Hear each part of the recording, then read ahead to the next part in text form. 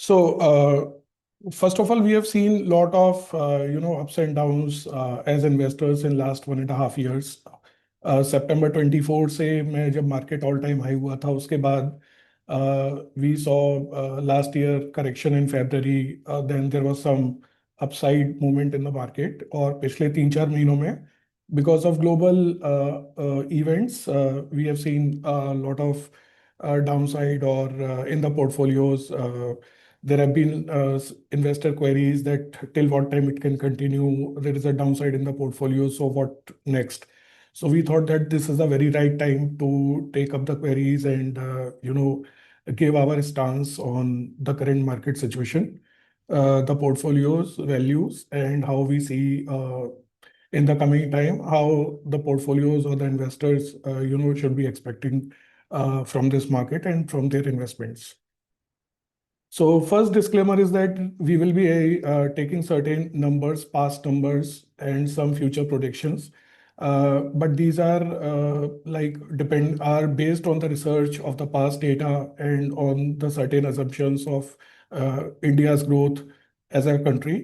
So they should not be taken as an absolute, investment advice that if there is a certain assumption taken, then this is a investment advice. So please have your discretion, before making an investment decision on the basis of what we are going to discuss. So first of all, if I start, we have seen a market fall of almost 14.5% in Sensex, which is a large cap orientation. Mid caps have fallen 16.5% and small cap 21.8% from their peak values. So this is any correction which is 15% and above is supposed to be a steep correction. 4, 5, 6% correction can happen anytime in the market, but any correction that is 14, 15%, 20% is supposed to be a major correction in the market. And also keeping in the backdrop that this correction is not only happened in last 1 month or 3 months, but essentially the market, this correction of the market, we can see actually that it has reflected over 1.5 year period almost now. So if we have a 15% correction over a 1.5 year period, then definitely that becomes a major correction. And we can see the impact on the portfolios accordingly, which we will discuss in the coming slides. Looking at the fall, though there are certain obvious events happening, probably everybody is aware about the US-Iran war, which is still ongoing. Right now, there is no end visible as of now. There are different kind of talks we read and hear that they are going on, but जितना आपको जानकारी है इस event की उतनी ही हमें जानकारी है, हमारे पास कोई एक्स्ट्रा इंफॉर्मेशन नहीं है इससे related. So US-Iran war has actually started this steep decline from 1st March actually till Jan Feb. Things were not as bad, but March saw a correction of almost 10%.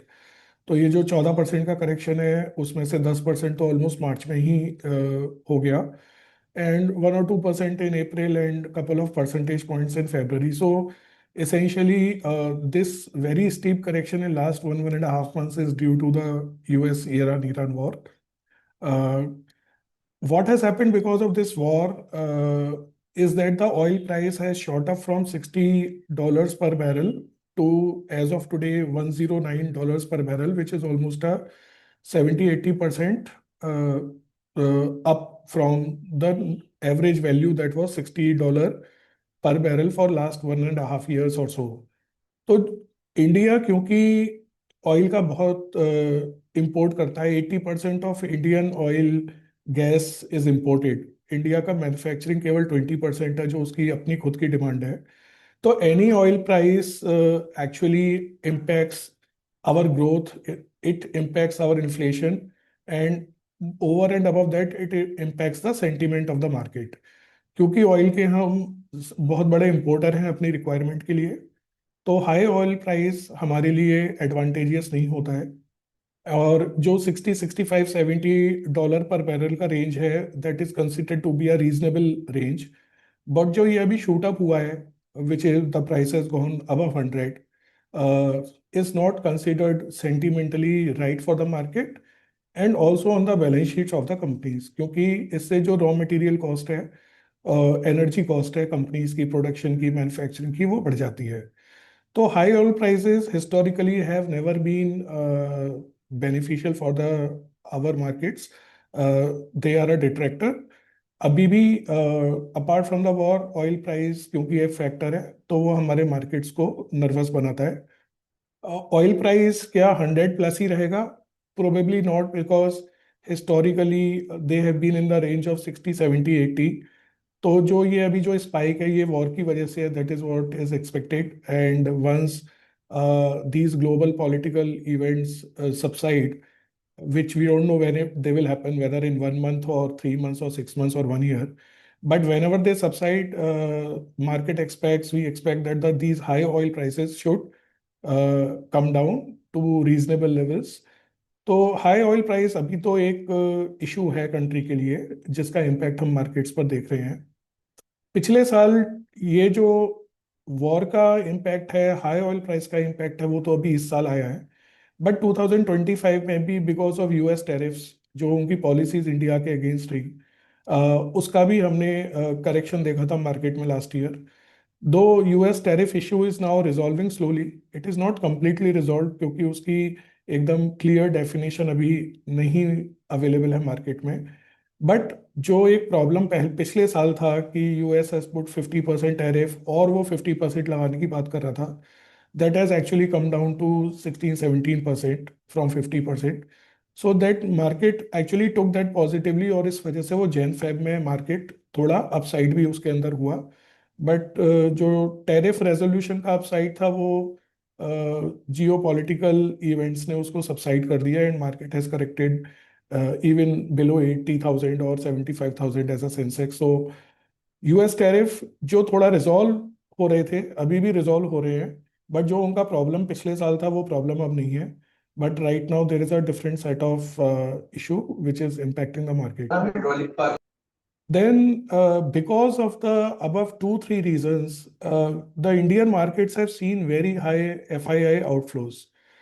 तो जो foreign investors invested थे Indian stock market में, उसमें almost 1.8 lakh crore का outflow हुआ है पिछले financial year में by the FIIs. Now 1.8 lakh crore means that almost 21 billion dollar का आउटफ्लो हुआ है, which is actually a very, very significant figure. Because if uh, any investor is selling 20 billion of the equities in a market like India, then there is going to be an impact on that. In fact, the domestic buying by mutual funds, other institutions, individuals in India has been very strong from the Indian investors. तो जो FII outflow हुए हैं उसको उसका जो impact हो सकता था उसको मिटिगेट तो किया है डोमेस्टिक इन्वेस्टर्स ने. But ultimately because the outflow number is very high, so it is impacting the market over this short or a medium term basis. So FII outflow is a function of interest rate in the US market, which we discussed last year also, कि यदि US market में उनका खुद का G-Sec yield यदि high रहेगा तो India से आउटफ्लो होगा, क्योंकि यदि वहां पर गारंटी रिटर्न ही यदि इंटरेस्टिंग मिलेगा एफआईआई को, तो वो इंडियन मार्केट में इन्वेस्ट नहीं करेगा. तो यूएस जो G-Sec yield थी जो 3.9597 पे हो गई थी, that has actually risen because of this war and all other functions to 4.6%. So this 0.5-0.6% upside in US G-Sec is very high from the foreign investor perspective. तो क्योंकि वहां का रेट बढ़ गया है, तो that's why also we see the FII outflows. So this war, high oil price and US tariff, which is not completely resolved but resolved to somewhat extent, has impacted the FII outflows. And because of that, again, the impact on the stock market has come. Uh, Last point, which is not very critical in the market right now, but which also has played a role, is that on certain sectors like IT, for example, or financials, market has taken a very extreme view, और उनका जो valuation था वो बिल्कुल तोड़ दिया है पिछले 3 महीने में. तो तो because of that Extreme view on select sectors like IT and financials. We have seen क्योंकि IT और financials का एक काफी बड़ा weight है market के अंदर, and because of that getting impacted, market has also got impacted overall.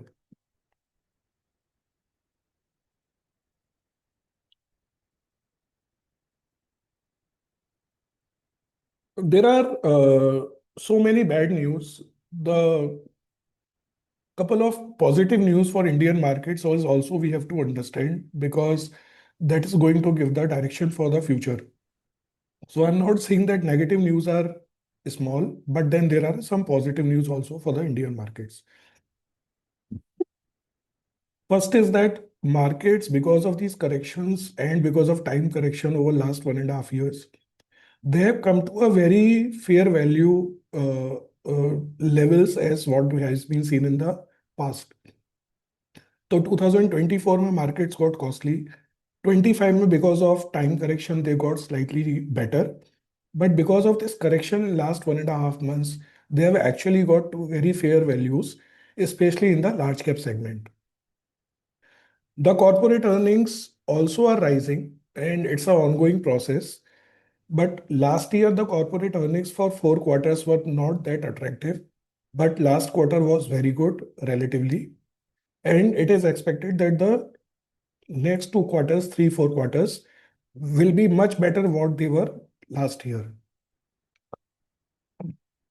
So with this backdrop of better corporate earnings and healthy balance sheet का मतलब है कि leverage बहुत कम है companies के पास. The growth of the companies is happening not because of the loans only, but because of the businesses they are into, the way they are managed. So when you have a low leverage on the balance sheet, यदि आपके पास debt कम है, if your profits are yours only, यदि आपको interest payment नहीं करना है, so it means that whatever future growth comes will get reflected to your earnings. And that is going to help the overall valuation of the market. Another positive of Indian market is that we are not dependent on one sector for our economy. We are into manufacturing, into services, we are into exports. So it's a well-rounded economy. There are a lot of sectors which are there. So we are not like a commodity country like Brazil की commodity पर ही सारा हमारा GDP based है या Russia जिसका 70% GDP oil based है so we are not that kind of country जिसका GDP एक ही आइटम पर बेस्ड है and because of being a well rounded economy it favours well for us as a country. Last but very important is the interest rate in the country. So interest rates are currently low when we go for housing loan or any loan or a corporate is going for a loan for expansion. The interest rates are on a lower side historically, and this also helps in keeping the interest costs down. And because of that, the earnings also get better for the corporates. Even for individual households, जो किसी भी type का auto loan home loan personal loan अपनी needs के लिए लेते हैं because of lower interest rates their outflow of interest is also lesser because of which their cash flow also becomes better. So low interest rates are definitely better right now for consumption or for corporates for earnings. And all these 5 points actually make that currently the Indian markets structural story is fine. It is the global event which is creating a problem. But ultimately, the events subside and events neutralize. We have seen in the past, and we will discuss in the coming slides about them. So, the problem, bigger problem is always when there is a structural problem in the market or in the economy. We don't see that there is a structural problem in the economy per se. And because of that, we believe that whenever the geopolitical event will neutralize from the current level, we are going to see uptick in the markets, and that will also reflect in our portfolios. In this slide, we have tried to show certain past downsides because normally we forget as investors, advisors that what kind of downside was there in the past. ये जो downside है, जो नए investors है उनके लिए first time होगी, but people who have been investing for last 10-15 years, I would recall that these kind of downsides have already come in the market. There was a debt crisis in 2010 till 11, which actually continued till 2013. So if anybody was invested in 2013, will remember that Indian government called Raghuram Rajan to become governor. September 2013 was a very bad period for the markets. So that 2010, 11 till 13 period was not good for the markets. There was a correction of almost 15-20%. And this kind of correction happened again when there was a China slowdown, when US-China trade war started in 15-16. Again, 20-25% market correction. In demonetization, we saw a quick market correction of 9-10% over 2 month period. And then we shall remember the NBFC, the DHFL, the LF&S crisis, again market corrected 15%. COVID crash, who will forget that market corrected 40% in 1.5 months. In fact, in 1 month, it corrected almost 40%. And then the current downside of 15% in the Sensex we are seeing since September 24 till date. And if we look at the recovery days or the kind of returns actually that came in next 1 year or 2 year period after these corrections, they were almost like between 15 to 30% in 1 year, and in 2 year they were like 30 to 50% return in 2 years we saw. So essentially, there is no guarantee that after this downside we will get 1 year return of 15-20% or 2 year return of 50%. But this slide is only to show the investors who have been investing long or new investors who have started investing over last 1 year or 2 years, that there have been instances every 1 or 2 years when there is a market correction, but every correction ultimately gets neutralized. Any event which is causing the correction ultimately gets neutralized, and then the next 1 year, 2 year, 3 year returns become very attractive. Now, what that means is that when you have attractive returns over next 1 or 2 years, they not only cover your previous portfolio returns, which are not looking very good, which also start looking good, but the investments that happen in these kind of periods, whether because of SIP or lump sum, they give you actually very attractive returns over the period.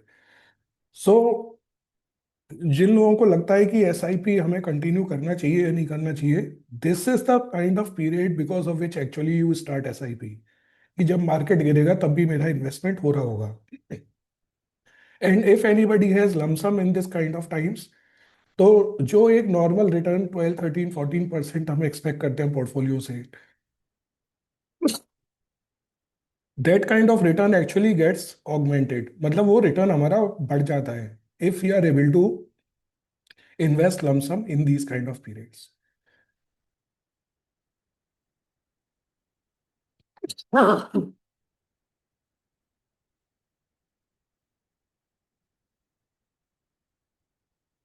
Now, we have got some queries over last 1 year, 6 months, in which 1 or 2 year old investors have seen portfolios not creating any return.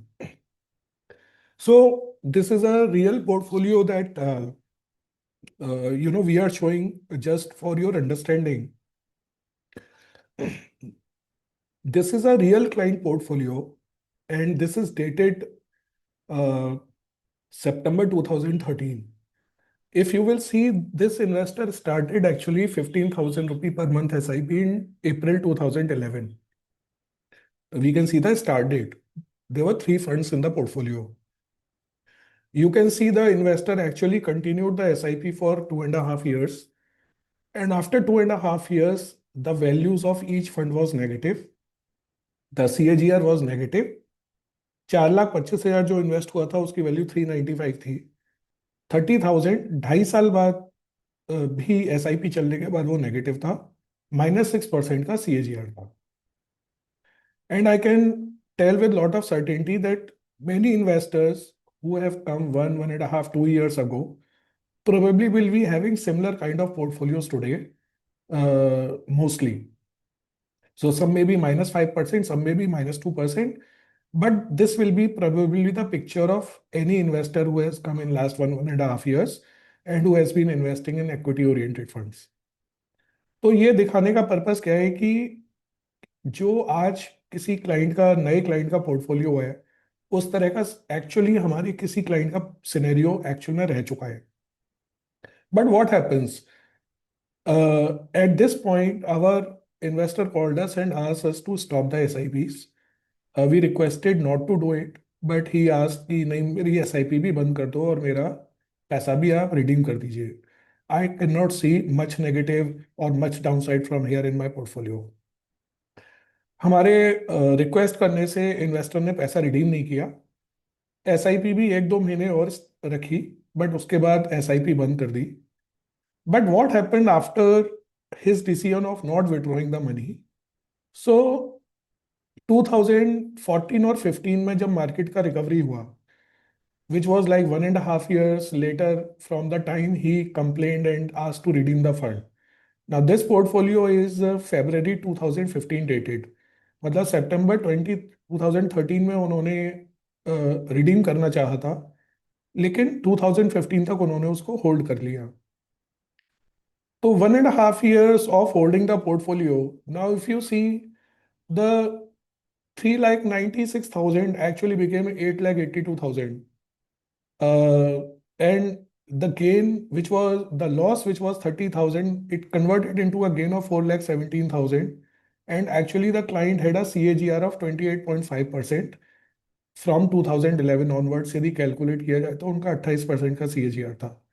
तो जो -6% CAGR था, after 1.5 years, it got converted to 28.5%. So this is a real portfolio of an actual client of ours. And we are just demonstrating, not to tell you that you can get 28% return or something, but we just want to share that we understand that these kind of markets, when happen, our portfolios go down. But when they neutralize, then we get very phenomenal returns, much more than what we think. We are able to get much better, or as per our expectation, we are able to generate the returns, but we have to hold the portfolios. तो जो equity में कहते हैं कि आप long term के लिए आइए, कम से कम 5-7 साल के लिए आइए, 4-5 साल के लिए, 5-7 साल के लिए, उसका रीजन ही यही है कि मार्केट की जो कभी कभी ये बैड साइकिल्स हैं, they neutralize, and ultimately when you want to see the recovery, you should be invested in the market. यदि आप डाउन मार्केट्स में SIP रोकते हैं एज एन इन्वेस्टर कोई भी, या डाउन मार्केट में फंड को रिडीम करना हम चाहते हैं क्योंकि हम वॉलेटिलिटी नहीं देख सकते हैं, तो कम से कम उस डाउन मार्केट में हमें रिडीम नहीं करना चाहिए और SIP भी नहीं रोकनी चाहिए. Because whenever the markets recover, we see that what we expected is what we get. तो ऐसा नहीं है कि मार्केट में कभी रिकवरी नहीं होती है, या मार्केट में रिकवरी में 5-10 साल लगते हैं. If we go to this slide,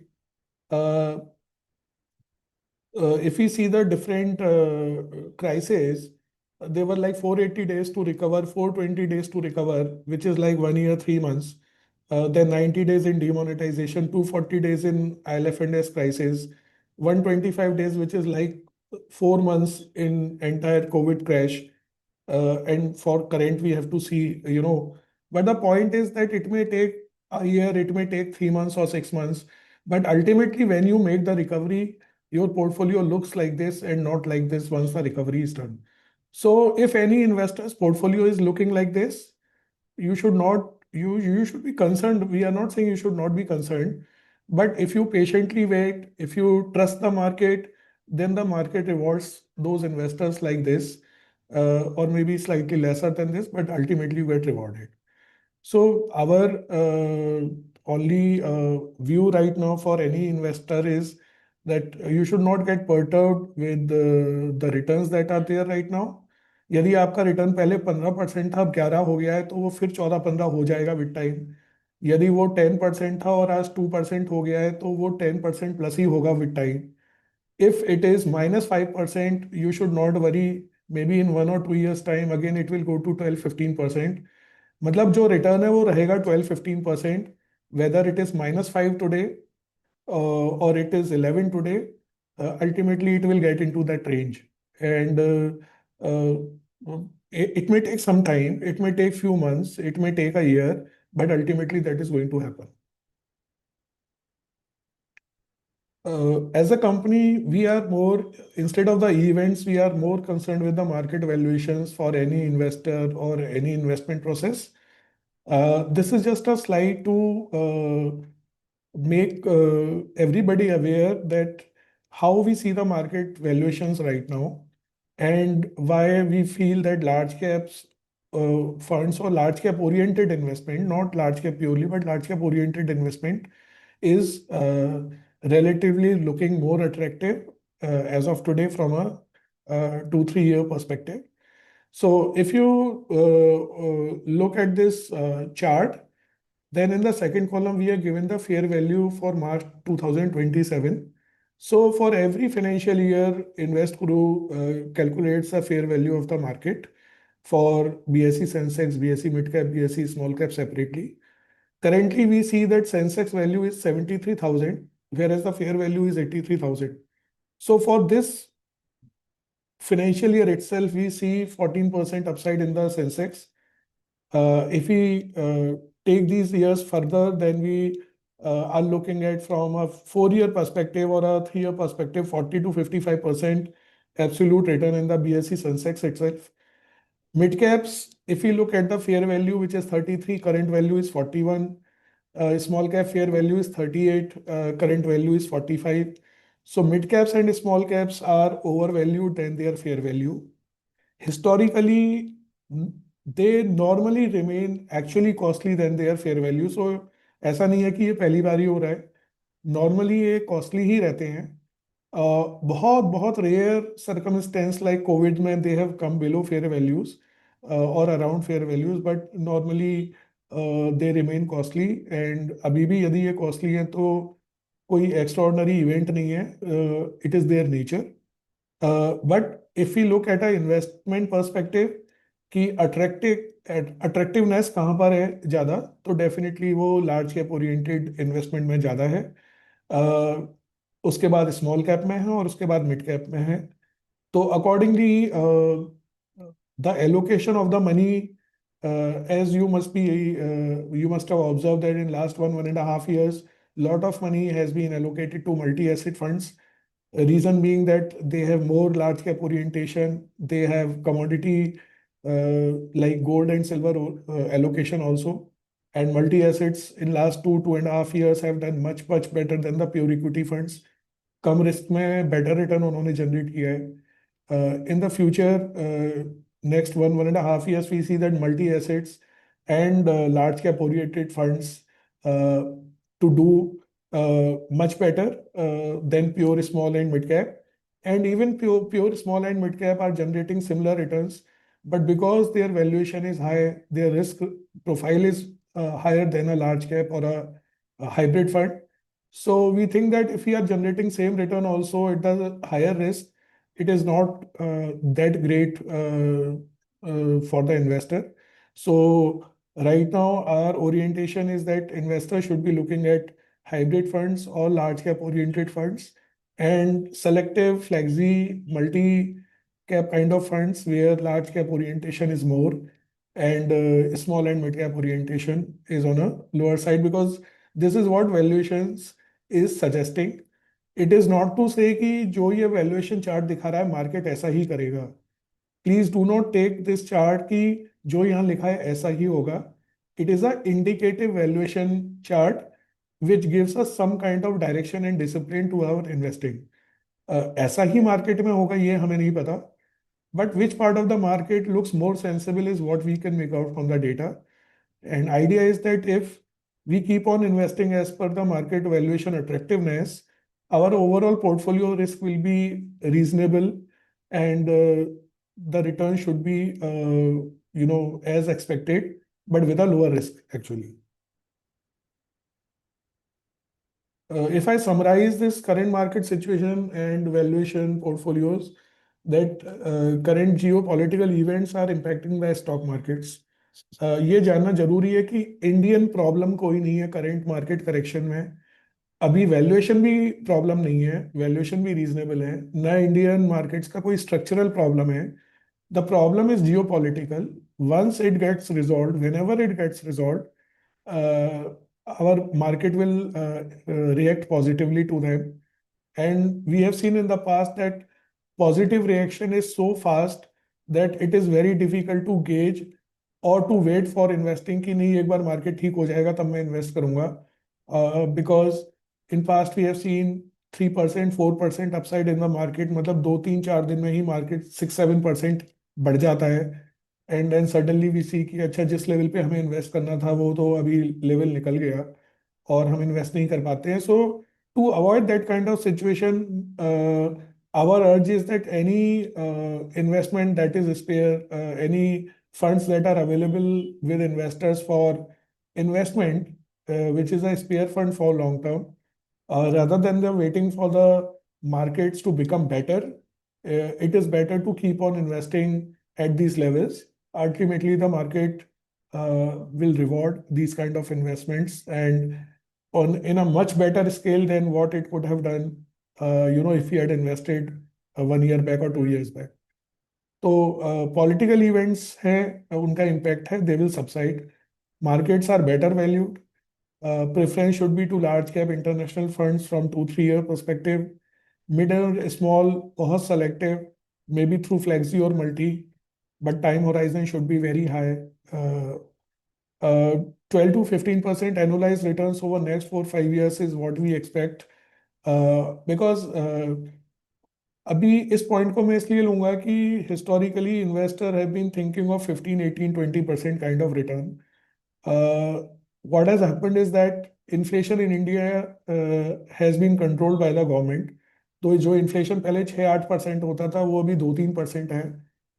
India की जो जीडीपी ग्रोथ है that is around 7%। So because of that the India growth itself is around 9 10%, and we expect that the market should be giving 2 3% more than the country's growth, and because of that we expect 12 13% kind of return from the market. Uh, if the returns have to increase, then either the growth rate has to go up or the inflation has to go up. Inflation यदि ऊपर जाता है और हमारा return increase होता है तो उससे हमें बहुत एडवांटेज नहीं होता, क्योंकि यदि महंगाई ज़्यादा बढ़ेगी तो मेरा ज़्यादा रिटर्न आने का इम्पैक्ट महंगाई बढ़ने से न्यूट्रलाइज हो जाता है। सो with the current country's growth rate of around 9 10%, we expect our investments to give 12 13 14% kind of annualized return. Investors should continue the SIPs. अभी तो एक तरह से SIPs is like buying in a sale. जैसे हम किसी क्लॉथ पे cell लगती है, गारमेंट्स पे, तो हम खरीदने जाते हैं कि 20% की सेल लगी हुई है, उसी तरह से आज 15 20% की मार्केट में सेल लगी हुई है। तो SIP should be viewed as buying in the sale and rather than discontinuing at this point of time. Past return देख के जो अभी अच्छा नहीं लग रहा होगा उसको देख के हमें SIP को रोकना नहीं चाहिए। And anybody who has lump sum, जो उसको लगता है कि मैं 6 महीने बाद इन्वेस्ट करता है या 1 साल बाद या 3 महीने बाद, तो this is a good period. Not to say कि मार्केट यहाँ से भी नहीं गिर सकता, it can happen from here also, it can go down by 2 3 4 5%, we don't know, but these are good levels to enter and slowly one should keep on investing lump sum also, rather than holding the entire value. So this is a good time to invest. Uh, and because of that, we communicated last month also that this is a good time to invest. हालांकि वहां से भी market 5% correct हो गया, but we believe that again this correction has gives much more better value to buy. So if there is a spare money, one should be investing at these levels. One thing I want to cover as InvestGuru as a company, beyond the markets, is 2 3 things that we have done in last 1 1.5 years for the benefit of our investors, which we believe that you should be aware of, because these are unique additions to our process of investment, and the effect of which you will be seeing over the period to come, in terms of the risk reward ratio of your portfolios. So first, Addition is actually of risk assessment of client portfolio. So this is a very unique concept that normally हम हमेशा return की बात करते हैं कि हमारे portfolio पर कितना रिटर्न आ रहा है. We are comparing our return with our return of our friends portfolio और of our relatives portfolio, but there is no mechanism in the country to understand the risk of a portfolio. तो यदि आप कहीं भी portfolio को अपने को देखेंगे ऑन एनी प्लेटफॉर्म और ऑन इन्वेस्ट गुरु ऐप और everywhere, what is visible is actually the return but not the risk of the portfolio. But please understand that two different portfolios with the same return can have a very different risk profile depending upon their composition, the selection of the scheme, uh, etc. So what we have incorporated last year in for all our clients in our analysis is the risk assessment of how much of portfolio can go down in a certain market situation. तो उससे आप हमें आप सभी के portfolios में ये help मिलेगी कि as per the investment risk appetite वो कितना रिस्क लेना चाहता है, उसके बेसिस पे पोर्टफोलियोज की डाउनसाइड को मैनेज किया जा सकता है. और दूसरा, उस पोर्टफोलियो में हमें एग्रेसिव कब होना है, कब हमें किस क्लाइंट के लिए कितना रिस्क को मैनेज करना है, कम डाउनसाइड में कितना एग्रेसिव होना है, ये हर क्लाइंट के लिए अलग डेफिनेशन बन रही है हमारे पोर्टफोलियोज में. So any client who our team will be in touch with you and will be speaking to you. Probably they are already speaking to you already, with certain investors wherever it is required. But it is a very unique thing कि आप अपने portfolio का risk जान सकते हैं और ये भी डिसाइड कर सकते हैं कि आपको अपने पोर्टफोलियो में अल्टीमेटली रिस्क कितना रखना है. Idea of Invest Guru is to create a healthy return from the portfolio, but within a managed downside. So it is something which requires a detailed discussion with the advisor, which you can do over the period. But this is something that is uniqueness we have added कि returns तो हमें client के लिए generate करना है but portfolio का risk भी manage करना है. Second part is the scheme research framework. So normally सभी जब हम म्यूचुअल फंड स्कीम सेलेक्ट करते हैं इन्वेस्टमेंट के लिए तो we look at different ratios. Market भी स्टडी करता है. But what we saw as a limitation कि अभी 400 से ज़्यादा स्कीम्स हैं, डिफरेंट नाम की हैं. कोई इनोवेशन फंड है, कोई बिजनेस साइकिल फंड है, कोई फ्लेक्सी मल्टी है, कोई फोकस्ड है. So lot of categories and lot of composition. So selection of the schemes become very confusing only on the basis of the category and the name. So there is a wide research framework team we have created and tools we have created to identify the funds depending upon their composition, उनका risk reward ratio क्या है, so that accordingly we can choose those schemes for the client portfolios. Third part, which we are already doing, but we are refining further, is the market valuation based investing. जो हमने market valuation metrics अभी discuss की थी. Idea is that we should be investing on the basis of the attractiveness of the market. We are already doing that, but idea to share with you is that जो भी scheme selection या allocation होता है, it is not that we are randomly or our team is randomly picking the schemes. Actually there is a method behind it, there is a thought process behind it कि हम किस market valuation पे कितना allocation करना चाहते हैं, कितना risk लेना चाहते हैं पोर्टफोलियो पे, और क्या रिटर्न हम किस ड्यूरेशन में एक्सपेक्ट करते हैं. So it's a complete thought out process of a proposal that comes to you whenever you say that you want to invest anything and the team is coming up with the proposal or the suggestion. So there is a science behind it. वो random process नहीं है. There is a very defined process to it.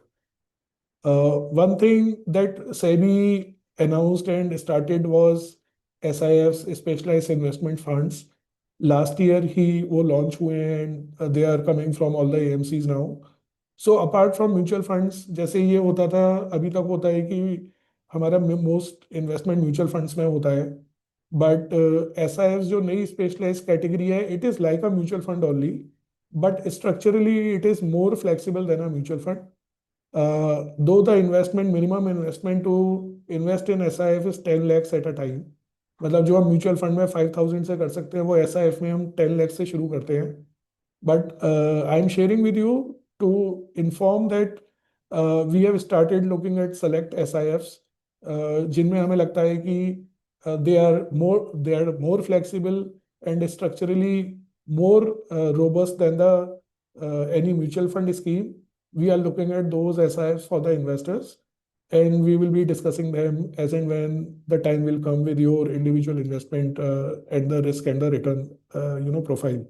So we will discuss SIFs individually when the time comes. But these are the four things we have added in last 1 year, and we believe that the result of all these process-oriented investment planning will be reflected in the years to come for the investors. And that is going to help you as an investor to assess your portfolio, to meet your financial goals in the given duration, and taking lesser risk as compared to the market. Market के बराबर या market से ज्यादा risk लेके market के बराबर return बनाना मुश्किल नहीं है। मुश्किल या चैलेंजिंग प्रोसेस है कि मार्केट से हम कम रिस्क लें और मार्केट से ज्यादा रिटर्न बनाएं। That is the challenge, that is the interesting challenge, and that is what we want to execute in our client portfolios, कि मार्केट से कम रिस्क लेना है और मार्केट से बेटर रिटर्न बनाना है। So with this, I thank you all for your time and attention, and let's take up, questions from the audience. Uh, People can, unmute them one by one, and you can ask questions.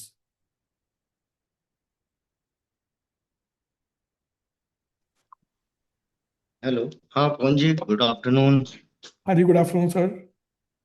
मैं सिर्फ श्याम सुंदर गुप्ता, और मैं करीब last 12 year से invest गुरु के साथ जुड़ा हुआ हूँ। Thank you so much, sir.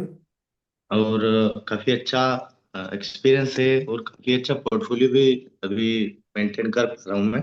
जी, थोड़ा सा आपने जो अभी दो चीज यहाँ पे काफी अच्छी बताई है, कि एक तो निगेटिव पोर्टफोलियो के साथ में जो रिस्क लोगों ने फील किया था, उसको फिर अगर आपके एडवाइस से उन्होंने कंटिन्यू किया, और 1 1.5 साल 2 साल बाद वो पॉजिटिव में इवन अच्छे रिटर्न्स में कन्वर्ट हुआ, तो ये एक अच्छी चीज है, हम सबको मोरल बूस्टअप करती है। क्योंकि अभी जो क्राइसिस चल रहा है, उसमें ऑलमोस्ट मेरे साथ में बाकी लोगों का भी पोर्टफोलियो काफी डाउन हुआ होगा। जैसे मेरा भी 10 से 11% पोर्टफोलियो लास्ट 1.5 महीने 2 महीने पहले जो था उससे डाउन हो चुका बिल्कुल सर। है। तो मैं भी वहां पे थोड़ा सा फियर हमको लग रहा है। तो मैं आपसे थोड़ा ये जानना चाहता हूँ पवन जी के, एज ए इन्वेस्टर हम लोग आपको as a investor Guru invest गुरु आपको सारा मतलब अपने फंड को, अपने हार्ड अर्न मनी को आपके यहाँ आपके साथ में इन्वेस्ट करते हैं, आपकी एक्सपर्टनेस को हम देते हैं हमारा फंड। तो आपकी तरफ से इस सिनेरियो में किस प्रकार के कुछ इनिशिएटिव्स लिए गए हैं, ताकि हमारा रिस्क कम हो सके, या हमारा जो नुकसान हो रहा है वो नुकसान कम से कम हो।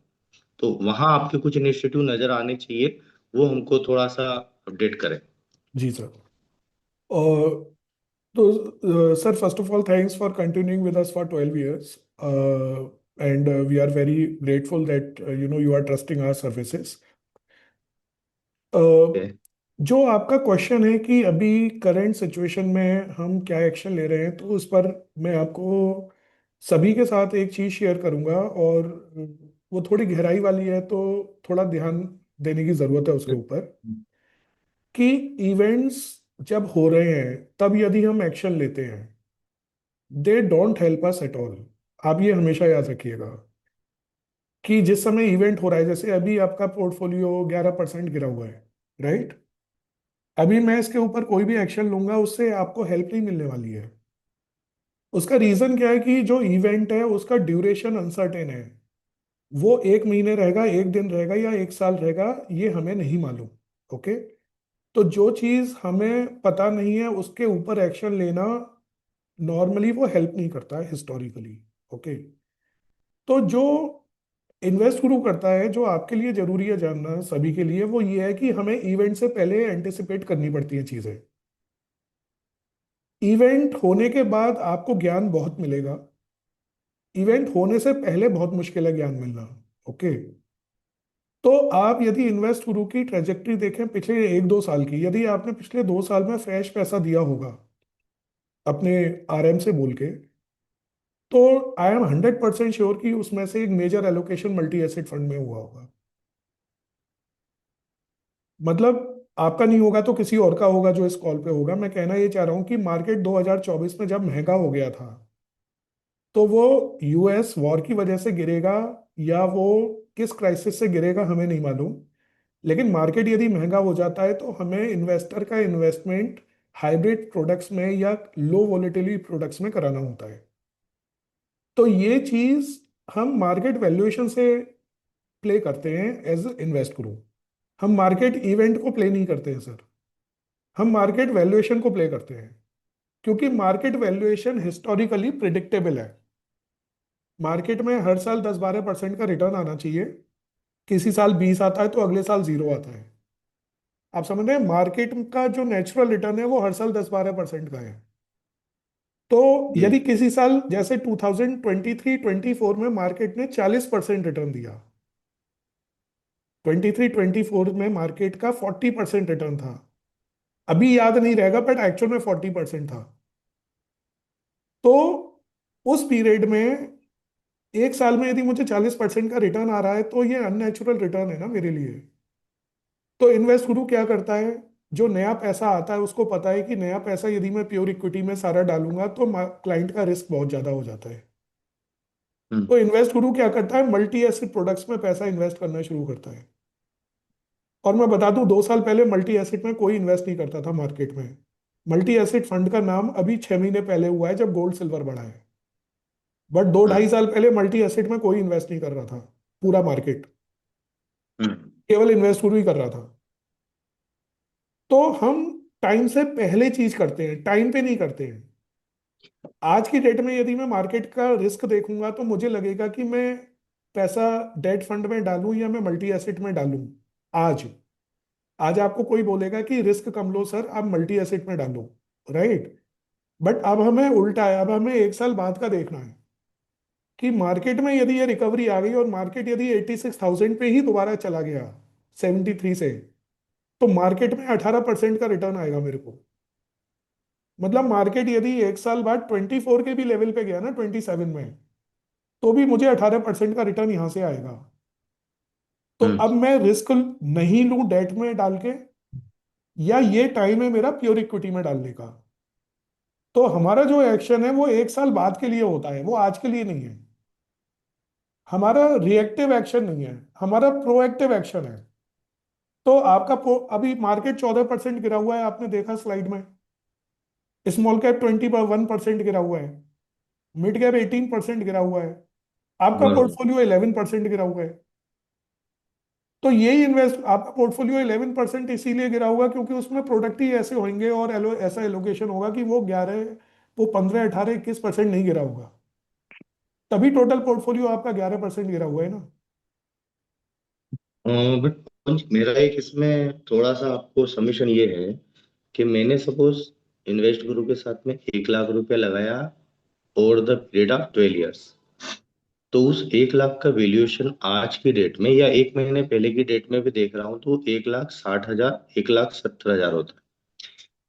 फिर अगर मैं किसी और आपके कॉम्पिटिटर से कंपेयर करता हूँ तो जहां मैंने वहां पे भी 1 लाख रुपए लगाया, उसका हो रहा है 2,10,000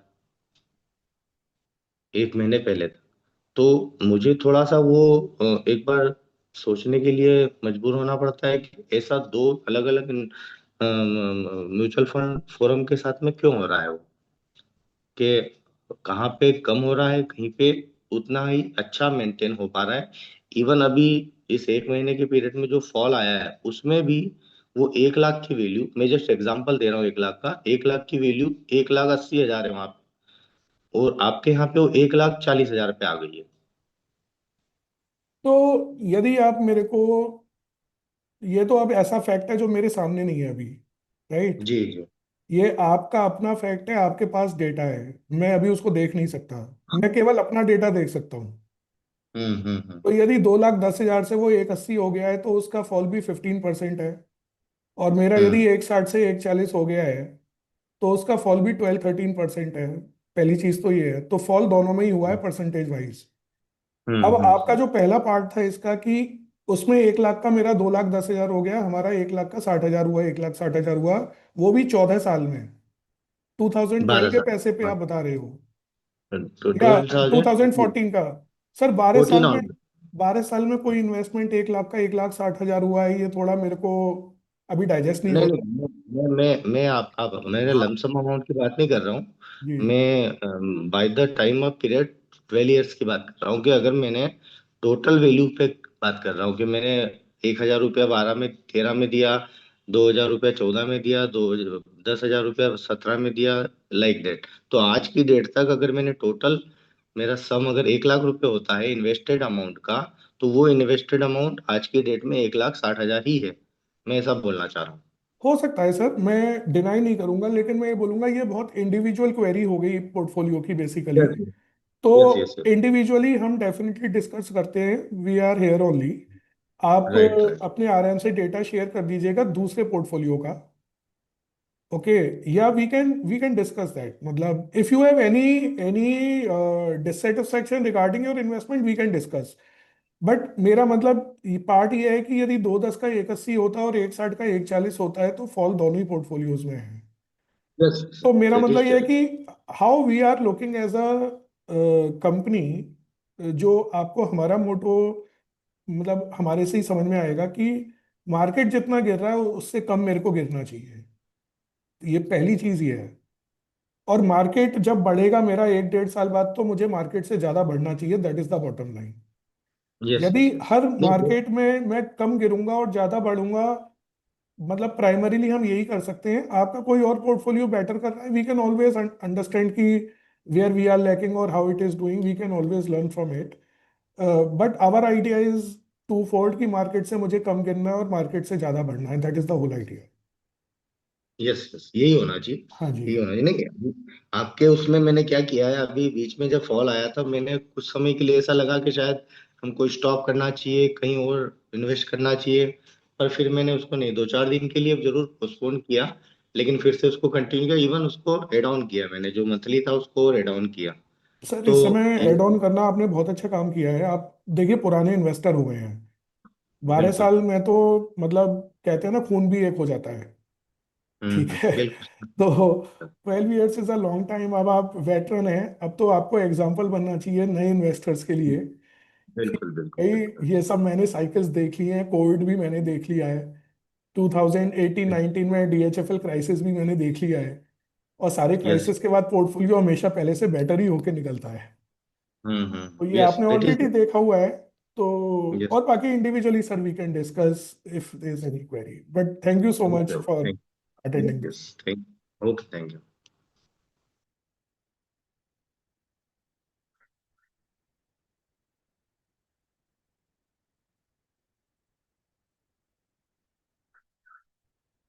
आप अपने आप को सभी से रिक्वेस्ट है कि आप अनम्यूट करके क्वेश्चन जो भी है आप पूछ सकते हैं।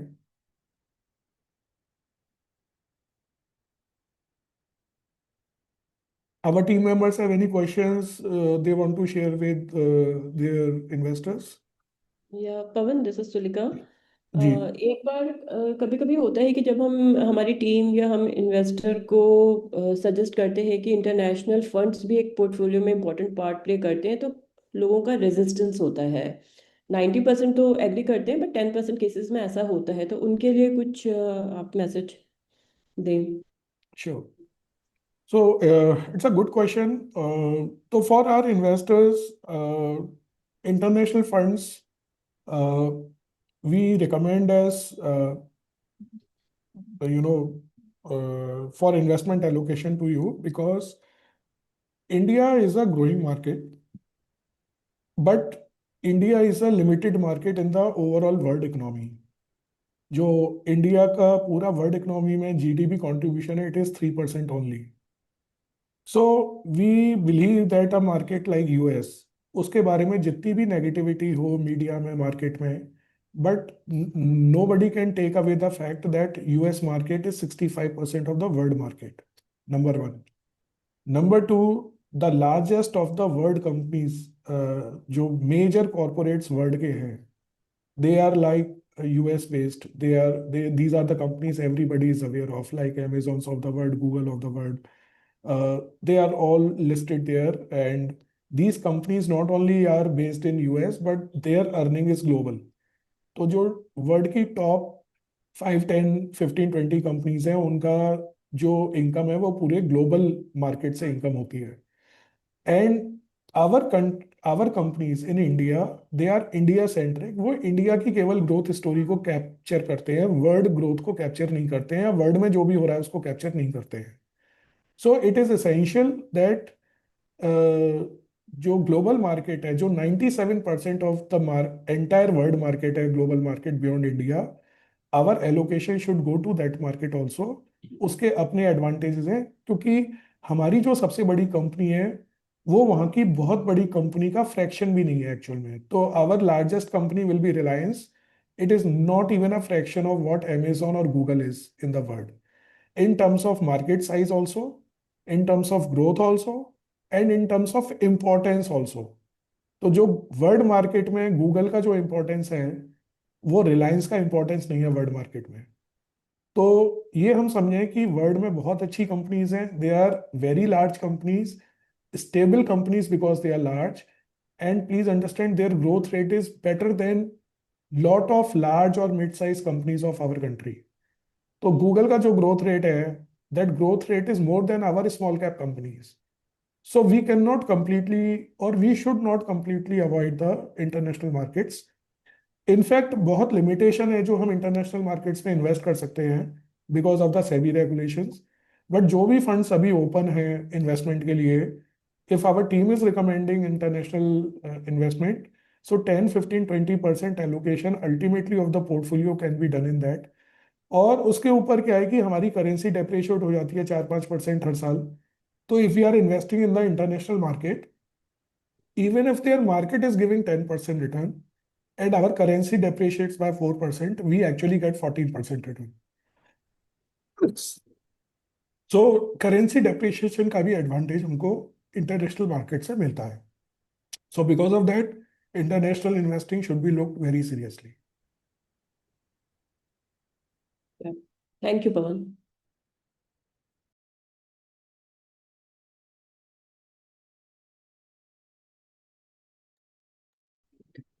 Sir, there are some questions in the chat box also. Can you read So them? there's some, yeah. So there are some questions from Mr. Amit Chaudhary. Sir, would you like to unmute yourself and ask yourself, because the questions are a bit technical in language. So Mr. Amit, would you like to unmute yourself?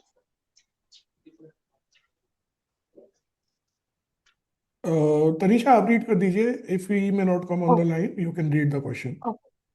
So the first question is, can we create a bucket strategy in our portfolio for the downside market? Or we can start salt model in portfolio. Salt model, I am not aware of this term. What exactly is Uh, that? Are you aware? So that's why I was requesting if he can, unmute himself and ask questions clearly. Okay, probably he may not come online. Then I'll request Amiji to speak on one-on-one basis after the call, and we can take up this thing because we are not aware of this. But any bucket strategy, I mean, I'm not able to understand the concept, but idea is that uh, when the market is down, you don't create a down market strategy. You create a down market strategy then when the markets are overvalued. Only when you know that markets are overvalued, you can look and create portfolios so that you can control the downside in case there is a market correction. But if the market is already corrected, though it looks intuitively that we should have a risk management strategy, but when the markets already get corrected, then actually we should have a return strategy कि अब मेरे को return कहाँ से आएगा, rather than managing the risk. So the risk should be managed when the markets are very high, and we should be thinking about returns when the markets are low. Intuitively, when markets are high, we are looking for returns, and when markets are low, we are looking for the risk. Intuitively, ये हमारा human tendency है कि कुछ खराब है तो हम risk को मैनेज करेंगे, और बहुत अच्छा हो रहा है तो हम रिस्क लेंगे. बट एक्चुअल में इन्वेस्टमेंट में उल्टा वर्क करता है. जब सब कुछ बहुत अच्छा लग रहा है तब रिस्क को मैनेज किया जाता है, और जब सब बेकार लग रहा है तो फिर रिटर्न का थोड़ा ग्रीड होना चाहिए हमें, rather than management of the risk. This is our view. But if there is any alternate thing, we can discuss with Amit ji later.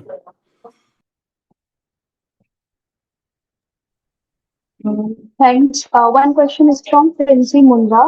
Hello sir, मुझे US मार्केट के बारे में जानकारी चाहिए.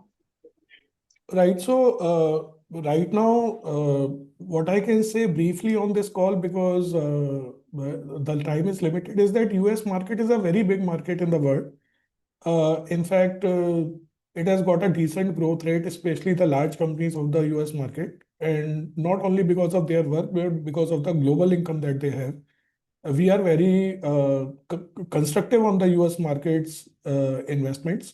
हालांकि इंडिया में लिमिटेशन है इन्वेस्टमेंट के लिए, but still we are very constructive, and one should be looking at those markets to allocate some money of their portfolio apart beyond India, basically.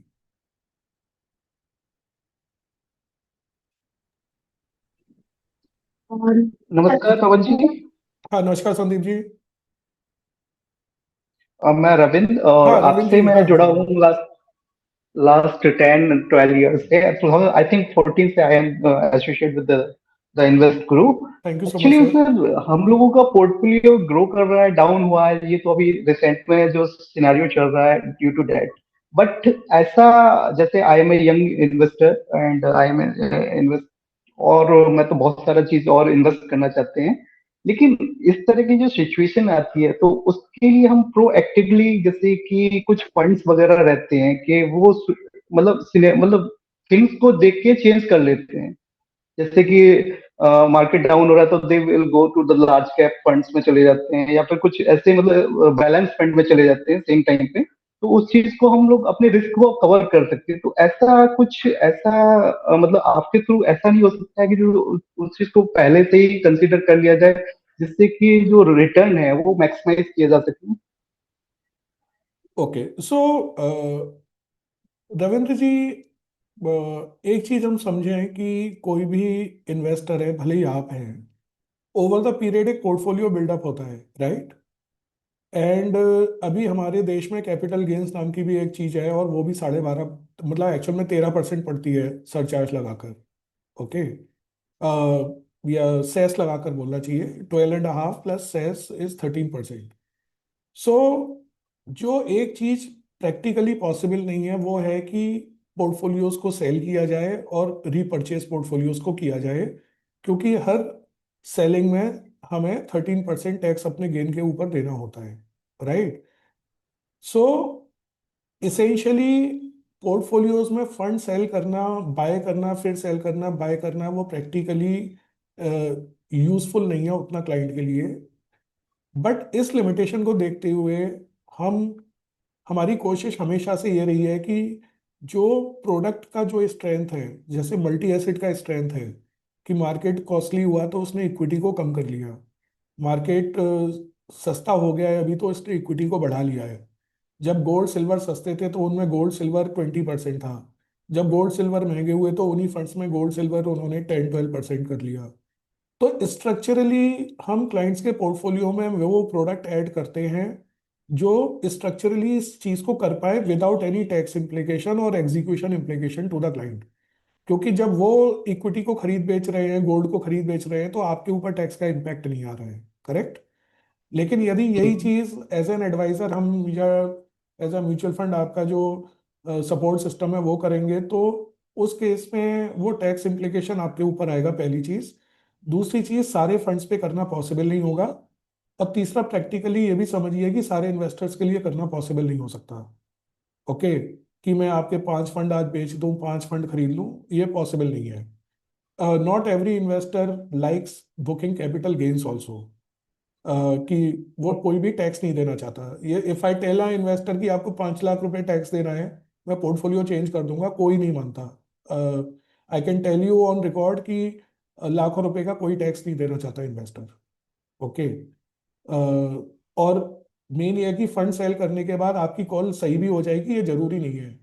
Market costly होता है, उसके बाद और कॉस्टली हो जाता है, उसके बाद और कॉस्टली हो जाता है। तो यदि मैं मार्केट के फर्स्ट कॉस्टली होने पे बेच दूंगा और मार्केट यदि 6 महीने में 10% और बढ़ गया, तो क्लाइंट के लिए तो वो बहुत एडवर्स इम्पैक्ट क्रिएट करेगा। मतलब मैं आप ही का पोर्टफोलियो बेच दूं और उसके बाद मार्केट 10% बढ़ गया 2 महीने में, तो एज एन इन्वेस्टर तो यही लगेगा ना कि ये तो गलत कॉल हो गई एकदम कंप्लीटली, मैंने टैक्स भी दे दिया और मार्केट भी बढ़ गया। तो हिस्टोरिकली हमने ये सारे सिनेरियोज देखे हैं, और इसमें जो सबसे हमें प्रैक्टिकल चीज लगती है जहां पर क्लाइंट की कॉस्ट इम्प्लीकेशन नहीं आता, उसको कम रिस्क में एक अच्छा रिवॉर्ड मिलता है, वो है कि प्रोडक्ट स्ट्रक्चरली ऐसा होना चाहिए जो कुछ चीजें आपके लिए कर पाए। तो मल्टी एसेट फंड उस तरह का होता है, हाइब्रिड फंड उस तरह का होता है। और अभी एक जो नई कैटेगरी, नई मतलब कैटेगरी तो पहले से है बट अभी पॉपुलर नहीं है, बट वो होगी जिसमें हमने ऑलरेडी एलोकेशन करना शुरू किया है, ये फंड ऑफ फंड कैटेगरी है। क्योंकि जैसे आपके पोर्टफोलियो में आप फंड चेंज करेंगे टैक्स इम्प्लीकेशन आएगा, बट अब फंड ऑफ फंड में हम और फंड्स में इन्वेस्ट कर सकते हैं, फंड्स को चेंज कर सकते हैं उसके अंदर, लेकिन आपको टैक्स इम्प्लीकेशन नहीं आएगा। तो जो आप करना चाहते हैं वो फंड ऑफ फंड्स में पॉसिबल है। ऑलरेडी हमने फंड ऑफ फंड्स में एलोकेशन करना क्लाइंट का पैसा शुरू कर दिया है। और इसीलिए ये है कि जो स्ट्रक्चरली हम अगले 2 3 4 साल में हम इस चीज़ को देखेंगे कि हमारे पोर्टफोलियो का रिस्क रिलेटिवली कम रहेगा और रिटर्न प्रोफाइल वही रहेगा, बट रिस्क क्लाइंट्स का विद टाइम और कम हो जाएगा। तो प्रोडक्ट के अंदर हमें वो स्ट्रेंथ चाहिए होती है। हर पोर्टफोलियो को चेंज करना प्रैक्टिकली और टैक्स के पॉइंट ऑफ व्यू से वो पॉसिबल ही नहीं है। मैं आपको एक्चुअल चीज बता रहा हूँ rather than sugar coating my presentation.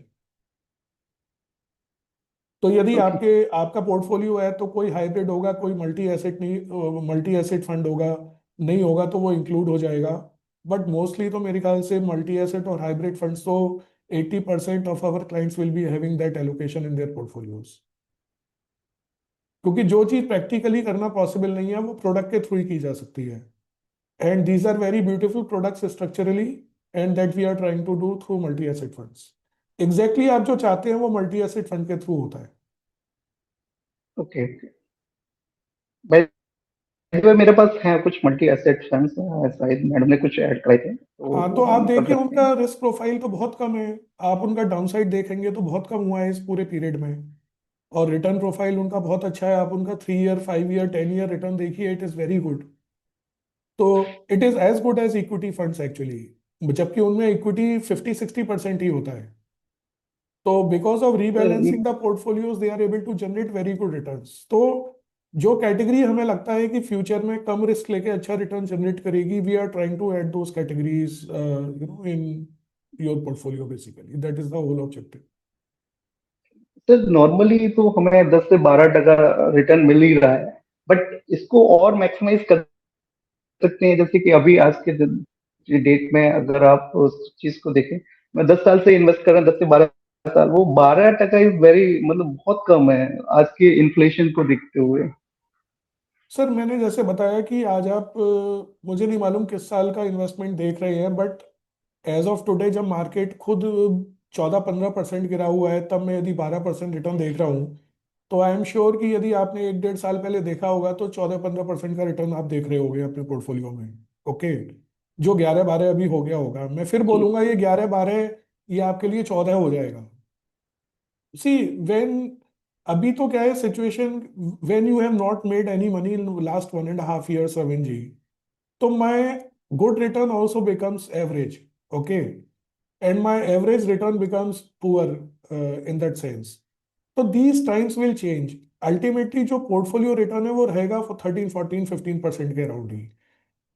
जो ऑगमेंटेशन ओके। ऑफ रिटर्न है वो मैं बोलूंगा practically when these down markets come. मतलब आपकी साहब वो 10,000 की एसआईपी लगती है, मैं एक एग्जांपल ले रहा हूँ। ओके, किसी इन्वेस्टर की 10,000 की एसआईपी लगती है, आज उसका पोर्टफोलियो 20 लाख रुपए का है। तो आज यदि वो 2-3-4 लाख रुपए अपने पोर्टफोलियो में ऐड कर देता है इन दिस डाउन मार्केट, तो उसका फ्यूचर रिटर्न एक नॉर्मल बंदा जिसने वो लमसम ऐड नहीं किया है ना उससे बेटर हो जाएगा। राइट? मतलब यदि दो जी। इन्वेस्टर हैं, सेम एसआईपी चल रही है, एक का रिटर्न 12 आएगा, तो यदि दूसरा उसमें 4-5 लाख रुपए अभी ऐड कर पाता है किसी भी वजह से, तो उसका रिटर्न 12 नहीं रहेगा, उसका रिटर्न 13-14 हो जाएगा। तो रिटर्न को ऑगमेंट करने के लिए एक तो फंड सिलेक्शन भी जरूरी होता है, तो उस पर तो लगातार काम चलता रहता है, ऐसा नहीं है कि नहीं। होता है। बट दूसरा ये होता है कि डाउन मार्केट में यदि मैं टॉप अप कर लेता हूँ तो मेरा बूस्टअप हो जाता है रिटर्न एक तरह से। So one part is on our part कि जो स्कीम सिलेक्शन है, एलोकेशन है, वो सही रहे, वो तो हमारा रोल है, राइट। लेकिन दूसरा रोल ये है कि इन्वेस्टर का कि जब डाउन मार्केट हो तो थोड़ा यदि वो टॉप अप कर सकता है तो कर ले। और बहुत ज्यादा रिटर्न का एक्सपेक्टेशन आप 18-20% रिटर्न का एक्सपेक्टेशन लेके मत चलिए, क्योंकि एज एन इन्वेस्टर जब आप इतने पुराने हैं तो आप ये समझिए कि 2012, 13, 14 में इन्फ्लेशन खुद 10% होता था इंडिया में। when this government was not in power, earlier government, inflation in India used to be 8-10%. Okay, उस समय आपका जो होम लोन का रेट था वो 9.5-10% होता था। आज आपको 6.5%, 7.5% पे होम लोन मिलता है, राइट। तो जब इन्फ्लेशन ही इंडिया में 8% की जगह 3% रह गया है, तो हमारा जो रिटर्न है वो 18-20 नहीं होगा, वो हमारा रिटर्न 14-15 ही होगा अल्टीमेटली। इंडिया खुद ग्रो कर रहा है 10% पे। आप नॉमिनल जीडीपी का फिगर देखिए, the India growth story is 10%। तो you will get 12, 13, 14% only. 18-20% return point two point तो दिख सकता है कि यदि आपने कोविड में इन्वेस्ट किया सपोज स्मॉल कैप में, तो आज 18-20% का रिटर्न दिख जाएगा। बट उस समय जो मेरा पैसा इन्वेस्ट हुआ, उस दिन इन्वेस्ट हुआ, वही दिख रहा है ना। बाकी तो 2 साल पुराना पैसा तो आज नेगेटिव ही है ना, एक तरह से देखा जाए तो। So my only saying is कि the return, please understand we are chasing return. Return across the categories for last 10 year highest is like 15-16% across categories. तो यदि मेरा 15-16 का ही हाईएस्ट रिटर्न है and my portfolio return is 13, it is fine, क्योंकि मेरा highest return generating fund में तो सारा पोर्टफोलियो नहीं हो सकता ना, इट इज नॉट पॉसिबल। तो निफ्टी का return is 11%, the portfolio return is 12-13%, but you are taking lower risk in the portfolio, that is fine. क्योंकि अभी हाईएस्ट रिस्क का आपका पोर्टफोलियो बनाते हैं, वो पोर्टफोलियो खुद ही मार्केट से ज्यादा गिरेगा तो आपको वैसे भी अच्छा नहीं लगेगा। अभी एक जो फर्स्ट इन्वेस्टर थे जिन्होंने क्वेश्चन किया था, उनका पोर्टफोलियो 11% डाउन है, but small cap is down 21% from the peak. तो स्मॉल कैप में हम सब जानते हैं सबसे अच्छा रिटर्न जनरेट होता है लॉन्ग टर्म में। लेकिन यदि मार्केट 11-12% गिरा है और मैं यदि 21% गिर जाता हूं, तो वो भी एज एन इन्वेस्टर आपको अच्छा नहीं लगेगा ना। See today if I bring a figure की Sensex is down 15% and you as a client say कि but Pawan my portfolio is down 22% which is with you, will you feel good about it?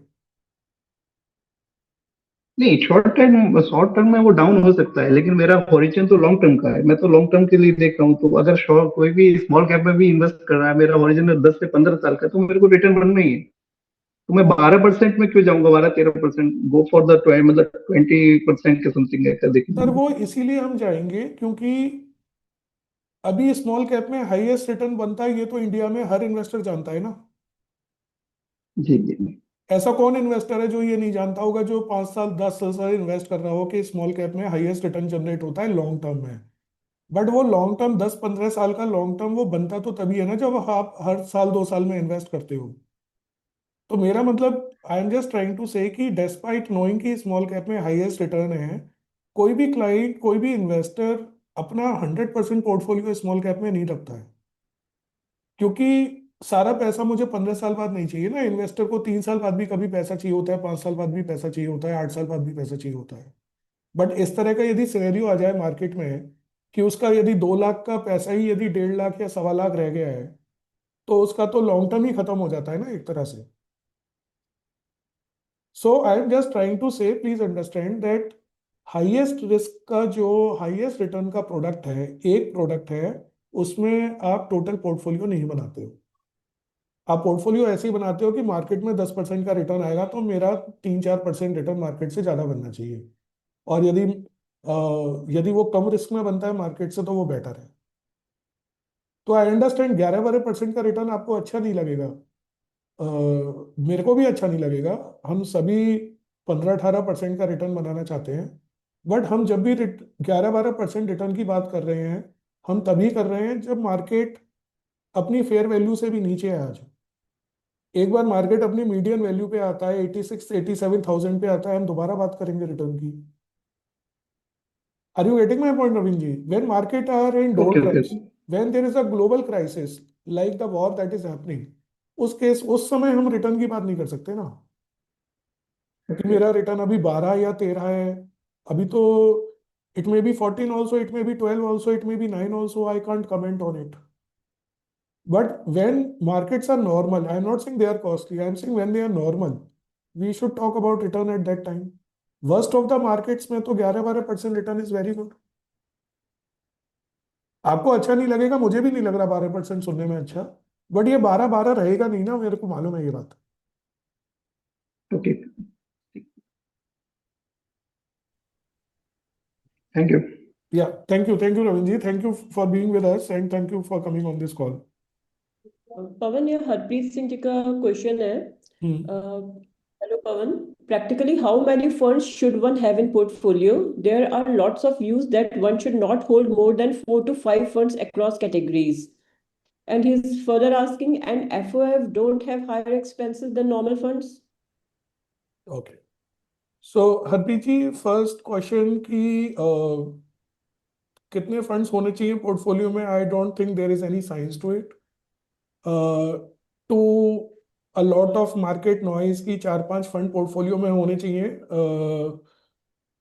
तो आई don't understand कि in such a dynamic market of today, when there are investors जिनकी family invest कर रही है, मतलब husband wife 2 बच्चे, उनके नाम पे भी इन्वेस्टमेंट होता है, when you have different goals for your family, एक बच्चे की पढ़ाई 3 साल बाद होनी है, एक बच्चे की शादी 8 साल बाद होनी है, दूसरे बच्चे का पीजी 11 साल बाद होना है, आपका रिटायरमेंट 15 साल बाद होना है। जब मेरे 6-7 गोल्स तो मेरी फैमिली के इन जनरल होते ही होते हैं। एक बच्चे का ग्रेजुएशन पोस्ट ग्रेजुएशन शादी, दूसरे बच्चे का ग्रेजुएशन पोस्ट ग्रेजुएशन शादी, और उसके साथ जो फैमिली है उसका रिटायरमेंट। 7 गोल तो नॉर्मल, 5 से 7 गोल तो नॉर्मल फैमिली में होते हैं। अब ये 5-7 गोल्स जिनकी डिफरेंट ड्यूरेशंस हैं, उनको 4 फंड के अंदर कैसे बनाया जाए, वो एज अ मनी एलोकेटर मेरी तो समझ में नहीं आता। I have always fail to understand this logic of 4 funds whenever I have heard of it. क्योंकि जो भी ये बंदा बात कर रहा है वो एक पोर्टफोलियो को आइसोलेशन में देखने की बात कर रहा है। वो ये नहीं जानता है कि जब एक फैमिली का पोर्टफोलियो मैनेज होता है तो उसमें बहुत सारे फैमिली की एस्पिरेशंस और गोल्स होते हैं, short term, long term, medium term. तो पोर्टफोलियो में जो फंड्स हैं और उनके इन्वेस्टमेंट है उन गोल्स के हिसाब से होते हैं। तो यदि मेरे 5 गोल्स हैं तो मेरे पास 10-15 फंड होना is very normal, there is no problem in it. दूसरा, ये तो हो गया गोल्स रिलेटेड। दूसरा है प्रोडक्ट कैटेगरी रिलेटेड, कि एक टाइम था when 10-15 years ago, when you used to take one small, one wind cap fund, one large cap fund, and your thing was done. But then you understood over the period multi-asset became a very prominent category, which is a very healthy category for long term, medium term investment. तो आप यदि multi asset को भी study करोगे तो आप 1-2 funds लोगे, because not all multi assets are same.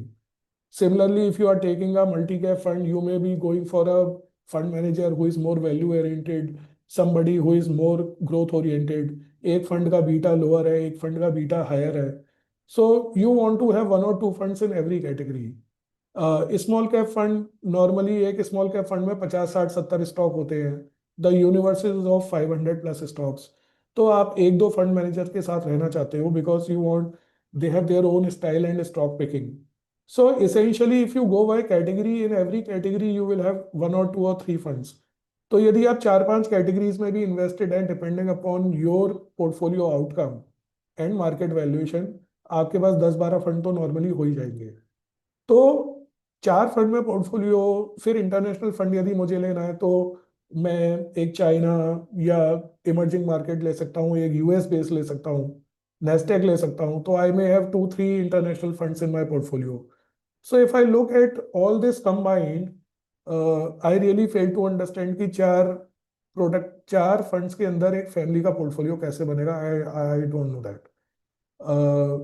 And second question of higher expense in FOF, so it is not like that, क्योंकि सेबी का रेगुलेशन है like any other mutual fund product कि उसमें जो हाईएस्ट एक्सपेंस हो सकता है पॉसिबल वो 2% है।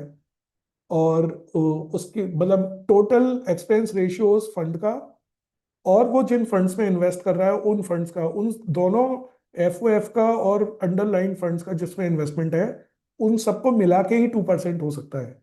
तो जैसे नॉर्मल फंड्स में सेबी ने 2.25% किया हुआ है, वैसे एफ में 2% है। और इसीलिए जो एफ है उनका जो नॉर्मली खुद का एक्सपेंस रेशियो फंड का है, इट इज नॉर्मली 0.8%, 1%।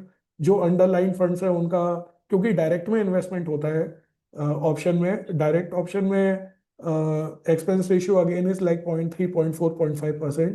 तो नॉर्मली एक एफ का जो टोटल एक्सपेंस रेशियो है, it normally lies between 1.5, 1.4, 1.5 to 1.8, 1.9%। 2 is highest as such। तो F as a whole normal fund से ज़्यादा कॉस्टली नहीं होता। और वैसे भी as the size increases, normally funds का खुद का एक्सपेंस रेशियो खुद का फंड का कम हो जाता है। तो एफ का ऐसा नहीं है कि डबल एक्सपेंस बन रहा है। SEBI has already created that guideline that the expense ratio will remain within similar kind of limits what is there in a normal fund. So FOF is not a costly product per se, because the way it has been regulated by SEBI in India. Okay, thank you, Pawan. Thank you. One question is from Mr. Sandeep. For a monthly SWP of 1.5 lakhs, how much capital is required? Okay, so Sandeep ji, very specific query. Probably we can take one-on-one after the session with the relationship manager, because there are certain calculation which has to be done after talking to you on a certain assumption. तो एकदम thumb rule बताने का भी I think is not a matter here on this call, but we can take this query on one-on-one basis because it's a very specific question for your particular need. Thank you, but thank you for being on this call.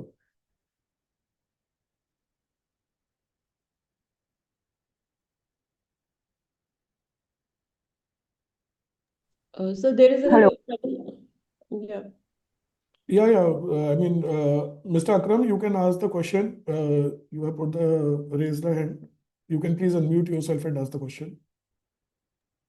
Thank you, Pawan. Thank Yeah. you. Hello, Akram ji. How are you? Hi, Pawan. How are you? मैं बढ़िया.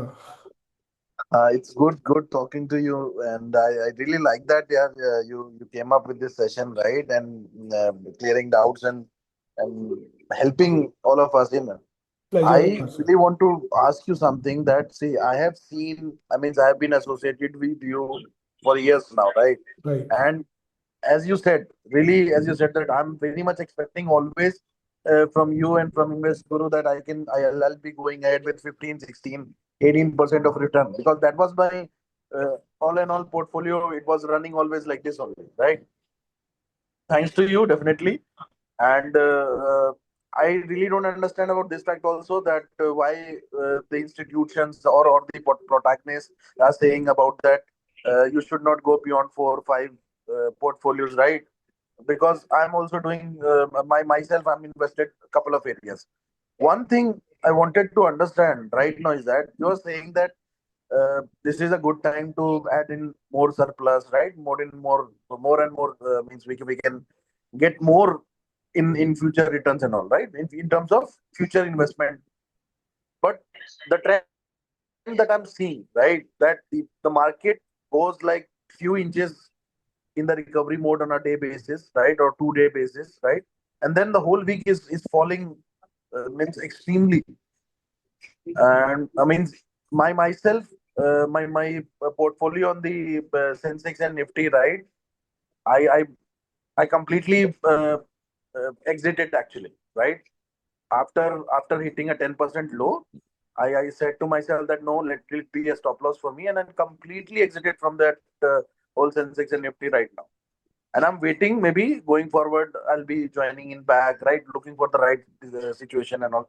But when it should be, because even if I say like let's do the surplus now, or let's go inside the market again now, what is the, I mean, your insight that yes, the market will go to that median now, and then it will stabilize, start growing again, right?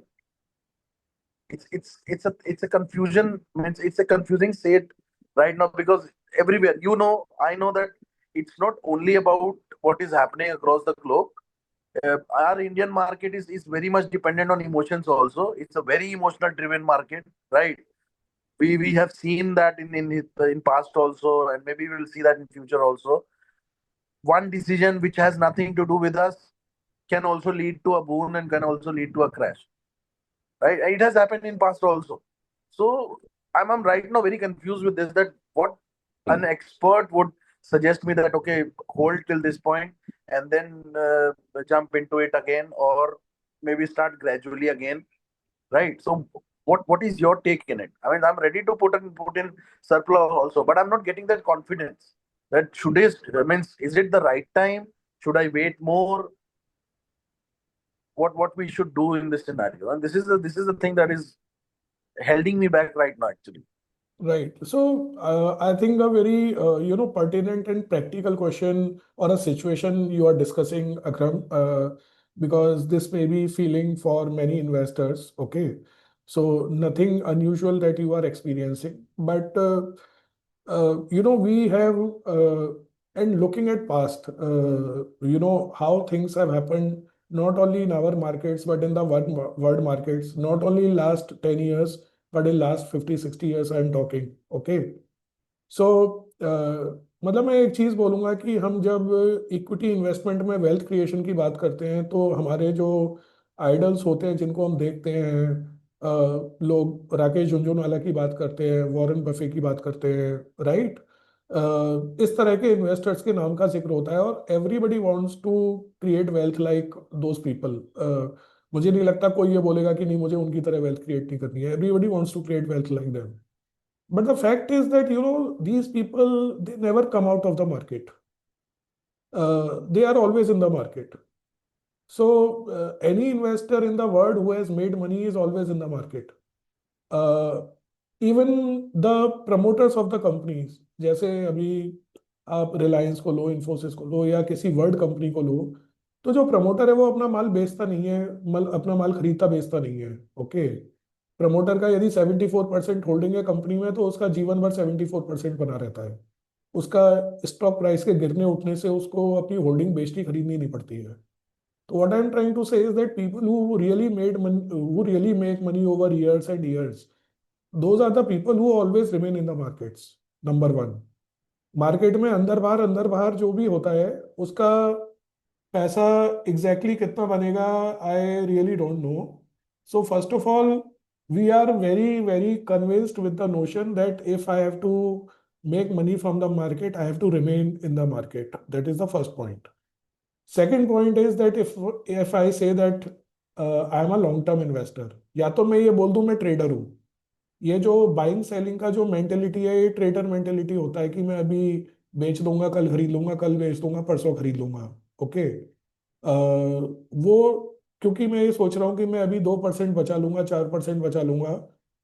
Please don't mind, this is a trading mindset कि आप कोई भी trading का business करते हैं, ये तो अभी स्टॉक की हम बात कर रहे हैं या म्यूचुअल फंड की, but if you are talking about any business of trading, वो बने ही इस बेसिस पे है कि यदि आज मैं माल खरीदता हूँ, कल बेच देता हूँ तो मैं 2 पैसे बचा लूंगा, और यदि इसका भाव गिरने वाला है तो मैं इसको बेच देता हूँ.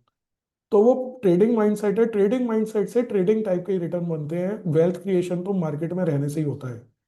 अभी यदि आप 10 साल के लिए इन्वेस्टर हो, आपको लगता है मार्केट आज 72-73 हजार पे है, आपका एजम्पशन क्या है कि मार्केट, एज एन इन्वेस्टर, की मार्केट यहाँ से 5% गिरेगा, 10% करेगा, 20% गिरेगा, you don't know. But from historical P of the market, price to book of the market, historical trend, आपको लगता है कि मेरा 12% या 14% तो मेरा बनेगा ही बनेगा from the current levels in the next 10 years on a per annum basis. तो I will invest that money. If I invest, वो 4% गिर गया, इट डजेंट मैटर, क्योंकि मेरा तो 14 ही बनना है ना अल्टीमेटली. यदि मेरे को थोड़ा डाउट हो रहा है तो मैं 2-3 बार में उसको कर सकता हूँ कि मैं थोड़ा अभी लगा लूँ, थोड़ा मैं चलो 2-3% और गिरेगा तो मैं तब लगा लूंगा. लेकिन हिस्टोरिकली जिसने परफेक्ट मार्केट अपॉर्चुनिटी का वेट किया है, मुझे नहीं लगता बहुत ज्यादा पैसा कोई लगा पाता है। कोविड के टाइम पे तो मार्केट अभी के वैल्यूएशन से भी ज्यादा सस्ता हो गया था, हर चीज ही बहुत ज्यादा सस्ती थी। लेकिन आप याद कीजिए कि कितने लोगों ने मार्च और अप्रैल 2020 में लमसम पैसा लगाया, बहुत कम लोगों ने लगाया। जबकि मार्केट की जो वैल्यूएशन थी वो तो अभी से भी 20% डाउन थी। मतलब वो तो नो ब्रेनर था वो पीरियड पैसा लगाने के लिए। वहां से पैसा आज की डेट में भी लोगों का 4 टाइम्स हो गया स्मॉल कैप में, 2.5 टाइम्स हो गया वो लार्ज कैप में। बट उस टाइम पे भी लोगों ने पैसा नहीं लगाया था। बाय द टाइम लोगों ने सोचा पैसा लगाए तब तक मार्केट अपने पुराने लेवल पे पहुंच चुका था। तो कहने का मतलब ये है कि even if we think that we will get perfect opportunity, we will not know that it is a perfect opportunity. क्योंकि जितना ज्यादा मार्केट डाउन होगा वो उतना मार्केट में बैड न्यूज लेके आएगा। मार्केट डाउन कभी गुड न्यूज में नहीं आएगा। मार्केट यदि यहां से और 10% गिरा तो न्यूज और बुरी हो जाएगी ना एक तरह से। तो यदि वो और बुरी होती है तो मेरे लिए और अपॉर्चुनिटी बनेगी, लेकिन मुझे और ज्यादा डर लगेगा उस टाइम के ऊपर। तो मैं पैसा उस टाइम यदि अभी नहीं लगा सकता तो 10% गिरने पे तो मैं बिल्कुल नहीं लगा पाऊंगा। तो the only point is that as an investor you look that whether I am getting a right value or not. If you think that value is even not right today, then you may wait for a much better value. But if you think that the value is right, and if I expect कि X percentage from my investment और वो मुझे 2 साल में, 5 साल में, 10 साल में आ जाएगा, then this is the time to invest basically. But if I feel कि नहीं अभी यहाँ से वैल्यू और गिरेगी, फिर वहां से और गिरेगी और गिरेगी, आप देखोगे ये फ्यूचर बताएगा कि वो जब गिर भी जाएगा मार्केट, या हमें पता नहीं है यहीं तक गिरा हुआ है, वो एक हफ्ते में, एक महीने में इतना रिकवर कर जाएगा कि फिर हम इन्वेस्ट ही नहीं कर पाएंगे इसके अंदर। That is going to happen and we will see that. 2015 को याद कर लीजिए आप, फेब्रवरी जैन फेब में मार्केट गिरा था और मार्च में मार्केट 9% बढ़ा था। Okay, March Correct. 25 market increase 9%। Hmm. तो तो आपको क्या लगता है कि ऐसा एक ही बार हुआ है और कभी नहीं होगा? वो कभी भी हो नहीं जाएगा। नहीं, that is what I'm saying. I looking into the trend, historical trend only. I'm saying that. But वो इसीलिए तो बोल रहा हूँ, इसीलिए वो जो क्वेश्चन है ना, बैक ऑफ द हेड है कि that that positioning that was there in the history, or the if you articulate all the historical events that has happened, right? ये इस बार तो I feel like that PE is also breached, and breach we are. Breach अभी उतना नहीं हुआ है। I am just trying to tell you that February 25 से better valuation है। ओके, इस समय। अरे सर, पवन जी, वो है, इवैल्यूएशन है on the terms of numbers, but if you'll collectively see the market value with the standard that is around the across the market and across the globe, right? I mean, the expenditure power, basically I calculate on the basis of expenditure power and the market going alongside, right? So for एक example, एक I एक have minute trust एक in एक minute SI. एक minute असी, I will interrupt. It's a हाँ, long conversation, we can have separately. Your question ठीक है, simply is that, how should I, from the audience perspective, I am saying, I am ठीक है, सही summing है sir, up। आपका question ये है कि परफेक्ट चीज कैसे पता चले कि ये राइट टाइम है, ये नहीं पता चलता, ये मेरा जवाब है। बाकी we can discuss every differently. Perfect time कभी किसी को पता नहीं चलता है। There are times when you have to decide कि this is time I want to invest और नॉट, सिंपल एज दैट। आपके लिए हो सकता है ये परफेक्ट टाइम नहीं हो, बट किसी और इन्वेस्टर के लिए हो। और कोई इन्वेस्टर शायद यहां से भी 10% गिरने का वेट करे। Every investor will have his perspective, but there is no timer to tell anybody कि ये परफेक्ट टाइम हो गया, अब कर लो आप।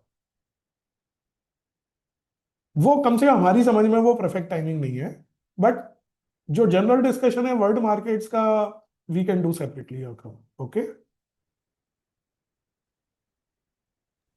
Pawan, there is a question from Ananya. Hmm Hello, sir. I am a student. I am confused about Nifty 50. Hmm As the news of the 10th April can change the direction of the war, and I am planning to invest my savings I did from my pocket money. So, should I go ahead or not? And if yes, then when, like before 10th or after 10th April? Okay, so Ananya, it's a not a prediction market of before 10th or after 10th. Uh, The bottom line is that you have to, any investor including you have to look at your investment duration. मुझे कितने time के लिए मैं कर रही हूँ, whether I want to take risk on my investment or not, and depending upon the duration you should select your investment. Whether if your investment horizon is 5 year or more, 7 years, if it is long, then whether you invest today or you invest in May, it will not matter, because over the years whatever this differential is gets offsetted. मतलब यदि आपको 5% सस्ता market भी मिल गया तो वो 5% जब आप 10 ईयर पे ऑफसेट करोगे तो वो आधा परसेंट का डिफरेंस भी नहीं लाएगा CAGR में. अभी के लिए वो अट्रैक्टिव लगेगा बट लॉन्ग टर्म में वो मैटर नहीं करता. In long term, what will matter is the whether you remain invested or not and the kind of product you choose today. आप यदि डेट फंड लेंगे तो उसमें रिटर्न 6% ही आएगा अगले 10 साल में. आप इक्विटी बेस्ड प्रोडक्ट लेंगे तो उसमें रिटर्न वही 12, 13, 14 जो हम बात कर रहे हैं वो आएगा 10 साल में. हाइब्रिड यदि आप लेंगे तो 11, 12% आएगा 10 साल में.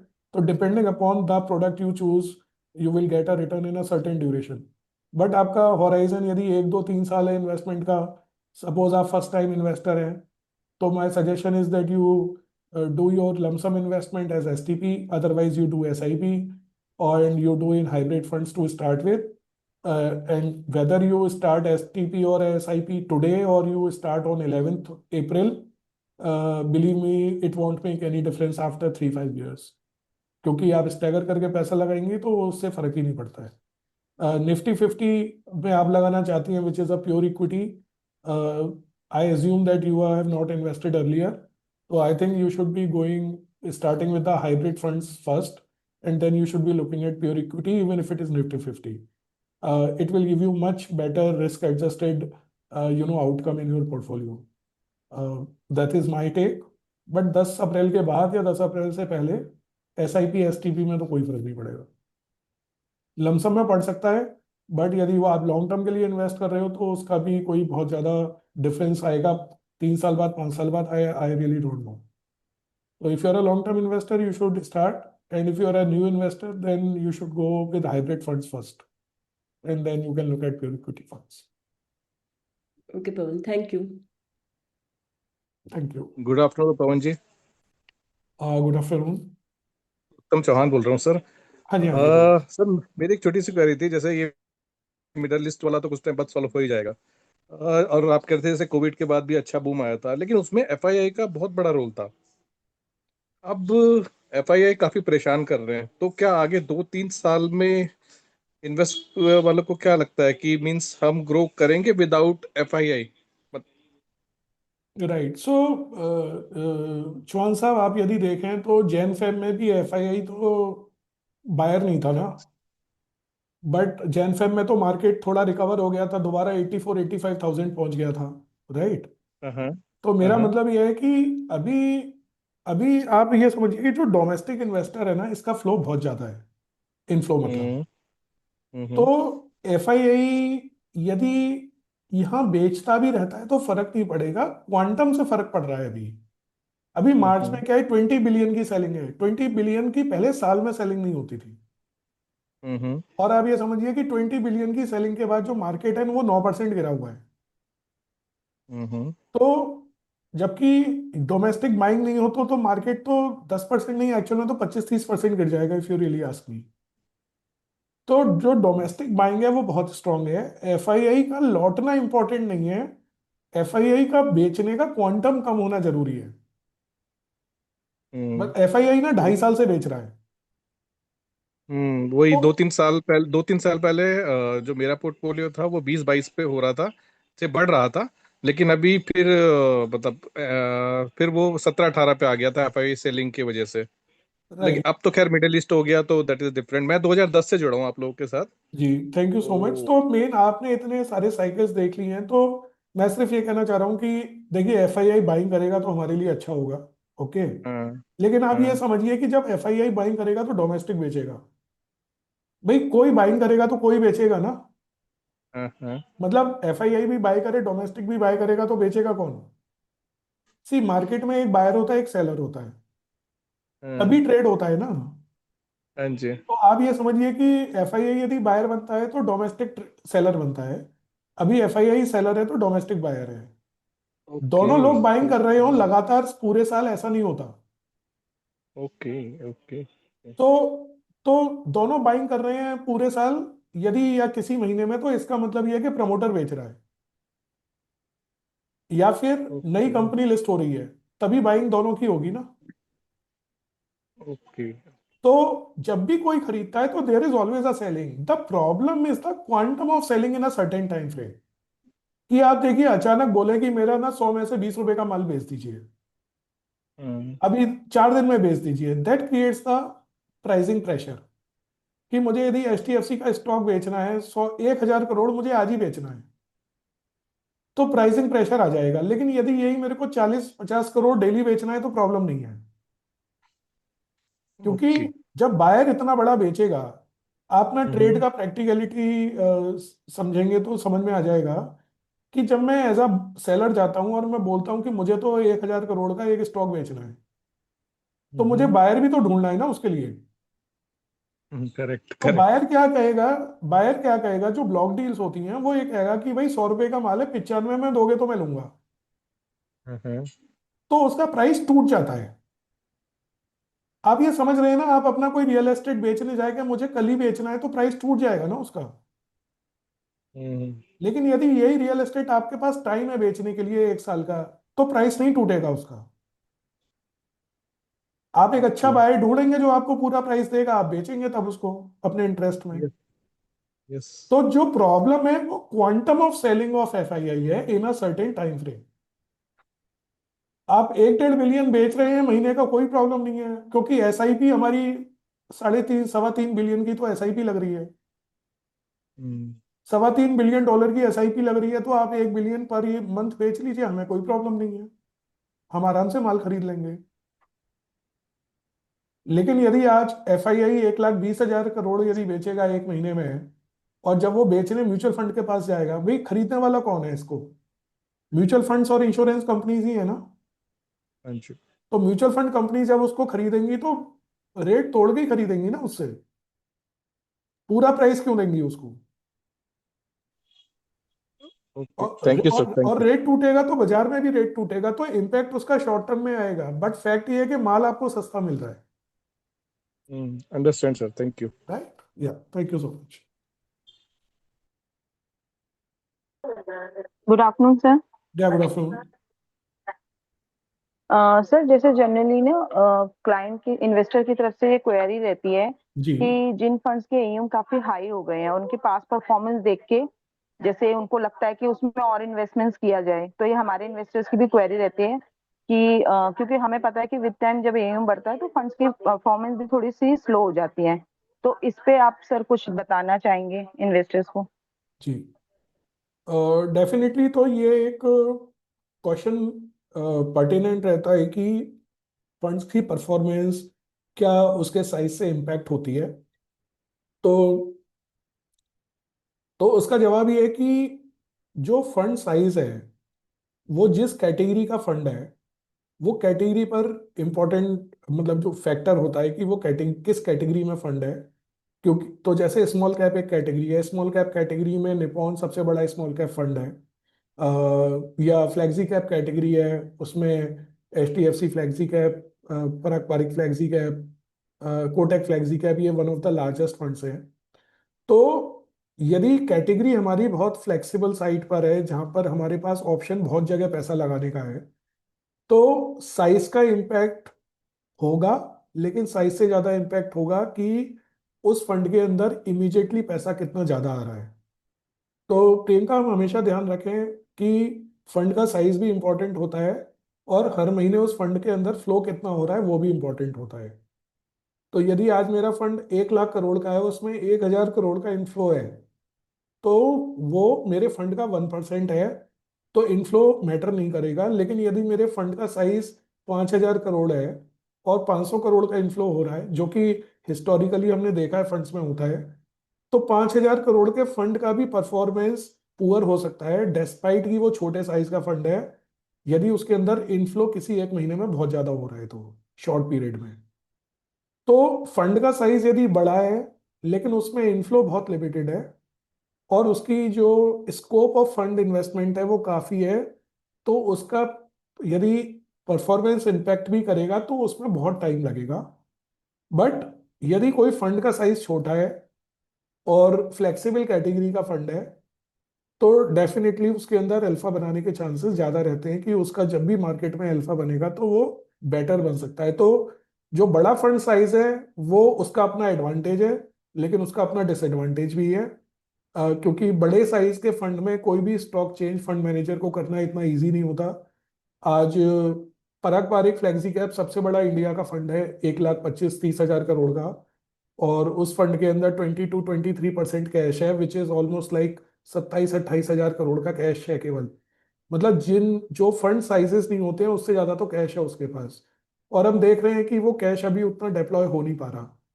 तो वो अभी एक तरह से हाइब्रिड फंड की तरह एक्ट कर रहा है, वो फंड प्योर इक्विटी फंड की तरह एक्ट नहीं कर रहा है। तो इस तरह की सिचुएशन आ सकती है कि फंड का साइज बड़ा है तो पूरे कैश को डिप्लॉय कैसे करें, किसी स्टॉक को चेंज करना है। अब एक स्टॉक 8% है उसमें, मतलब 10,000 करोड़ का एक ही स्टॉक है उसके अंदर। तो यदि उस स्टॉक को चेंज करना है किसी नेगेटिव न्यूज से तो फंड को चेंज करना इतना इजी नहीं है। 10,000 करोड़ का एक स्टॉक बेचना इतना इजी नहीं है पोर्टफोलियो से। तो जो बड़े साइज का फंड है उसका अपना एडवांटेज होता है क्योंकि उसकी एक लॉन्गेविटी होती है, उसका एक ट्रैक रिकॉर्ड होता है। वो बड़ा इसीलिए बना है क्योंकि उसकी कंसिस्टेंट परफॉर्मेंस रही होगी, वो मैनेज अच्छे से हुआ होगा इसलिए वो बड़ा हुआ होगा, अदरवाइज तो वो बड़ा नहीं होता। तो बड़े फंड का अपना एडवांटेज है। बट परफॉर्मेंस हिस्टोरिकली देखा है कि यदि आप 5 ईयर 10 ईयर परफॉर्मेंस किसी फंड की देखें तो बहुत कम होता है कि जो फंड बहुत बड़ा था 5 ईयर पहले उसका परफॉर्मेंस 5 ईयर 10 ईयर बहुत अच्छा हो। ऐसा बहुत कम एग्जाम्पल होते हैं। तो जो बड़ा फंड साइज है उसका एडवांटेज होता है पर डिसएडवांटेज भी होता है। छोटे फंड साइज का एडवांटेज उनकी फ्लेक्सिबिलिटी होती है। नॉर्मली अल्फा छोटे फंड साइजेस में ज़्यादा बनता है। बट छोटा फंड साइज होना अच्छे परफॉर्मेंस की गारंटी नहीं है। ऐसा नहीं है कि हर छोटे साइज का फंड अच्छा करेगा। फंड मैनेजमेंट उसका फंड का कैसा है वो इम्पोर्टेंट होता है। तो छोटे फंड का अपना एडवांटेज है कि उसमें फ्लेक्सिबिलिटी ज़्यादा है, अल्फा जनरेशन कैपेबिलिटी ज़्यादा है। जब भी हम 10 ईयर परफॉर्मेंस 5 ईयर परफॉर्मेंस पे हाईएस्ट रिटर्न जनरेटिंग फंड देखते हैं तो नॉर्मली जो टॉप 4-5 फंड्स होते हैं वो ऐसे होते हैं जिनका AUM फंड साइज 5 साल पहले छोटा होता है। नॉर्मली बड़ा फंड उसमें नहीं आता है। तो फंड साइज मैटर करता है। छोटा फंड साइज परफॉर्मेंस अच्छा लाने के चांसेस ज़्यादा हो जाते हैं, लेकिन गारंटी तब भी नहीं होती है। तो ओवरऑल जो फंड सिलेक्शन है वो fund manager capability, fund size, इसके अलावा फंड में फ्लो कितना आ रहा है, उसके अलावा उस फंड का मैंडेट क्या है, वो लार्ज मिड स्मॉल डेट सब में लगा सकता है, या केवल स्मॉल कैप या केवल मिड कैप में लगा सकता है। तो ये सारी चीज़ें मैटर करती हैं। अब HDFC मिड कैप है, बड़ा साइज का है, बट रीजनेबली मैनेज्ड है। बट क्या वो हाईएस्ट रिटर्न जनरेटिंग है? नहीं। बट क्या वो पुअर पे है? वो भी नहीं है। It is a very good fund. Then there is a 12,000 crore another mid cap fund, it is also a good fund. तो 80,000 करोड़ का भी ठीक है, 12,000 करोड़ का भी ठीक है। So there is no fix rule, thumb rule कि ऐसा होगा फंड साइज तो ऐसा ही परफॉर्मेंस आएगा। वो पूरा आपके रिसर्च और डिस्कशन पे बेस्ड है फंड मैनेजर की कि वो how he is managing the fund basically. तो there is no thumb rule कि ऐसा है तो ऐसा ही होगा। We have to look at each scheme differently with due diligence.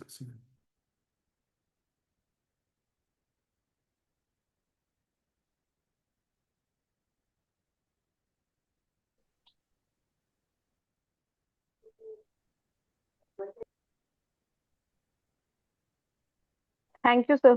Yeah. Tanisha, any other question we have in the chat box? No, there were some, but portfolio specific, so we have answered it in chat box.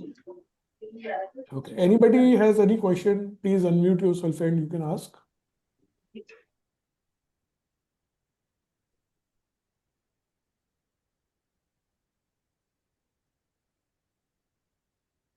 So as there is no question, I'll discontinue and complete this call.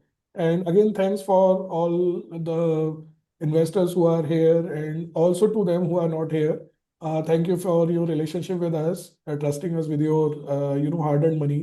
Our team is working hard and we'll see that you have a consistent and a better experience than whatever you have till date. And with this, very happy new financial year, and looking forward to interacting again in very near future with you, and probably with the better of the markets and better of the portfolio CAGRs. So thank you so much and all the best. Thank you so much. Thank you. Thank you, Pawan. Thank you. Thank you, Thank you. Atamji. Bye.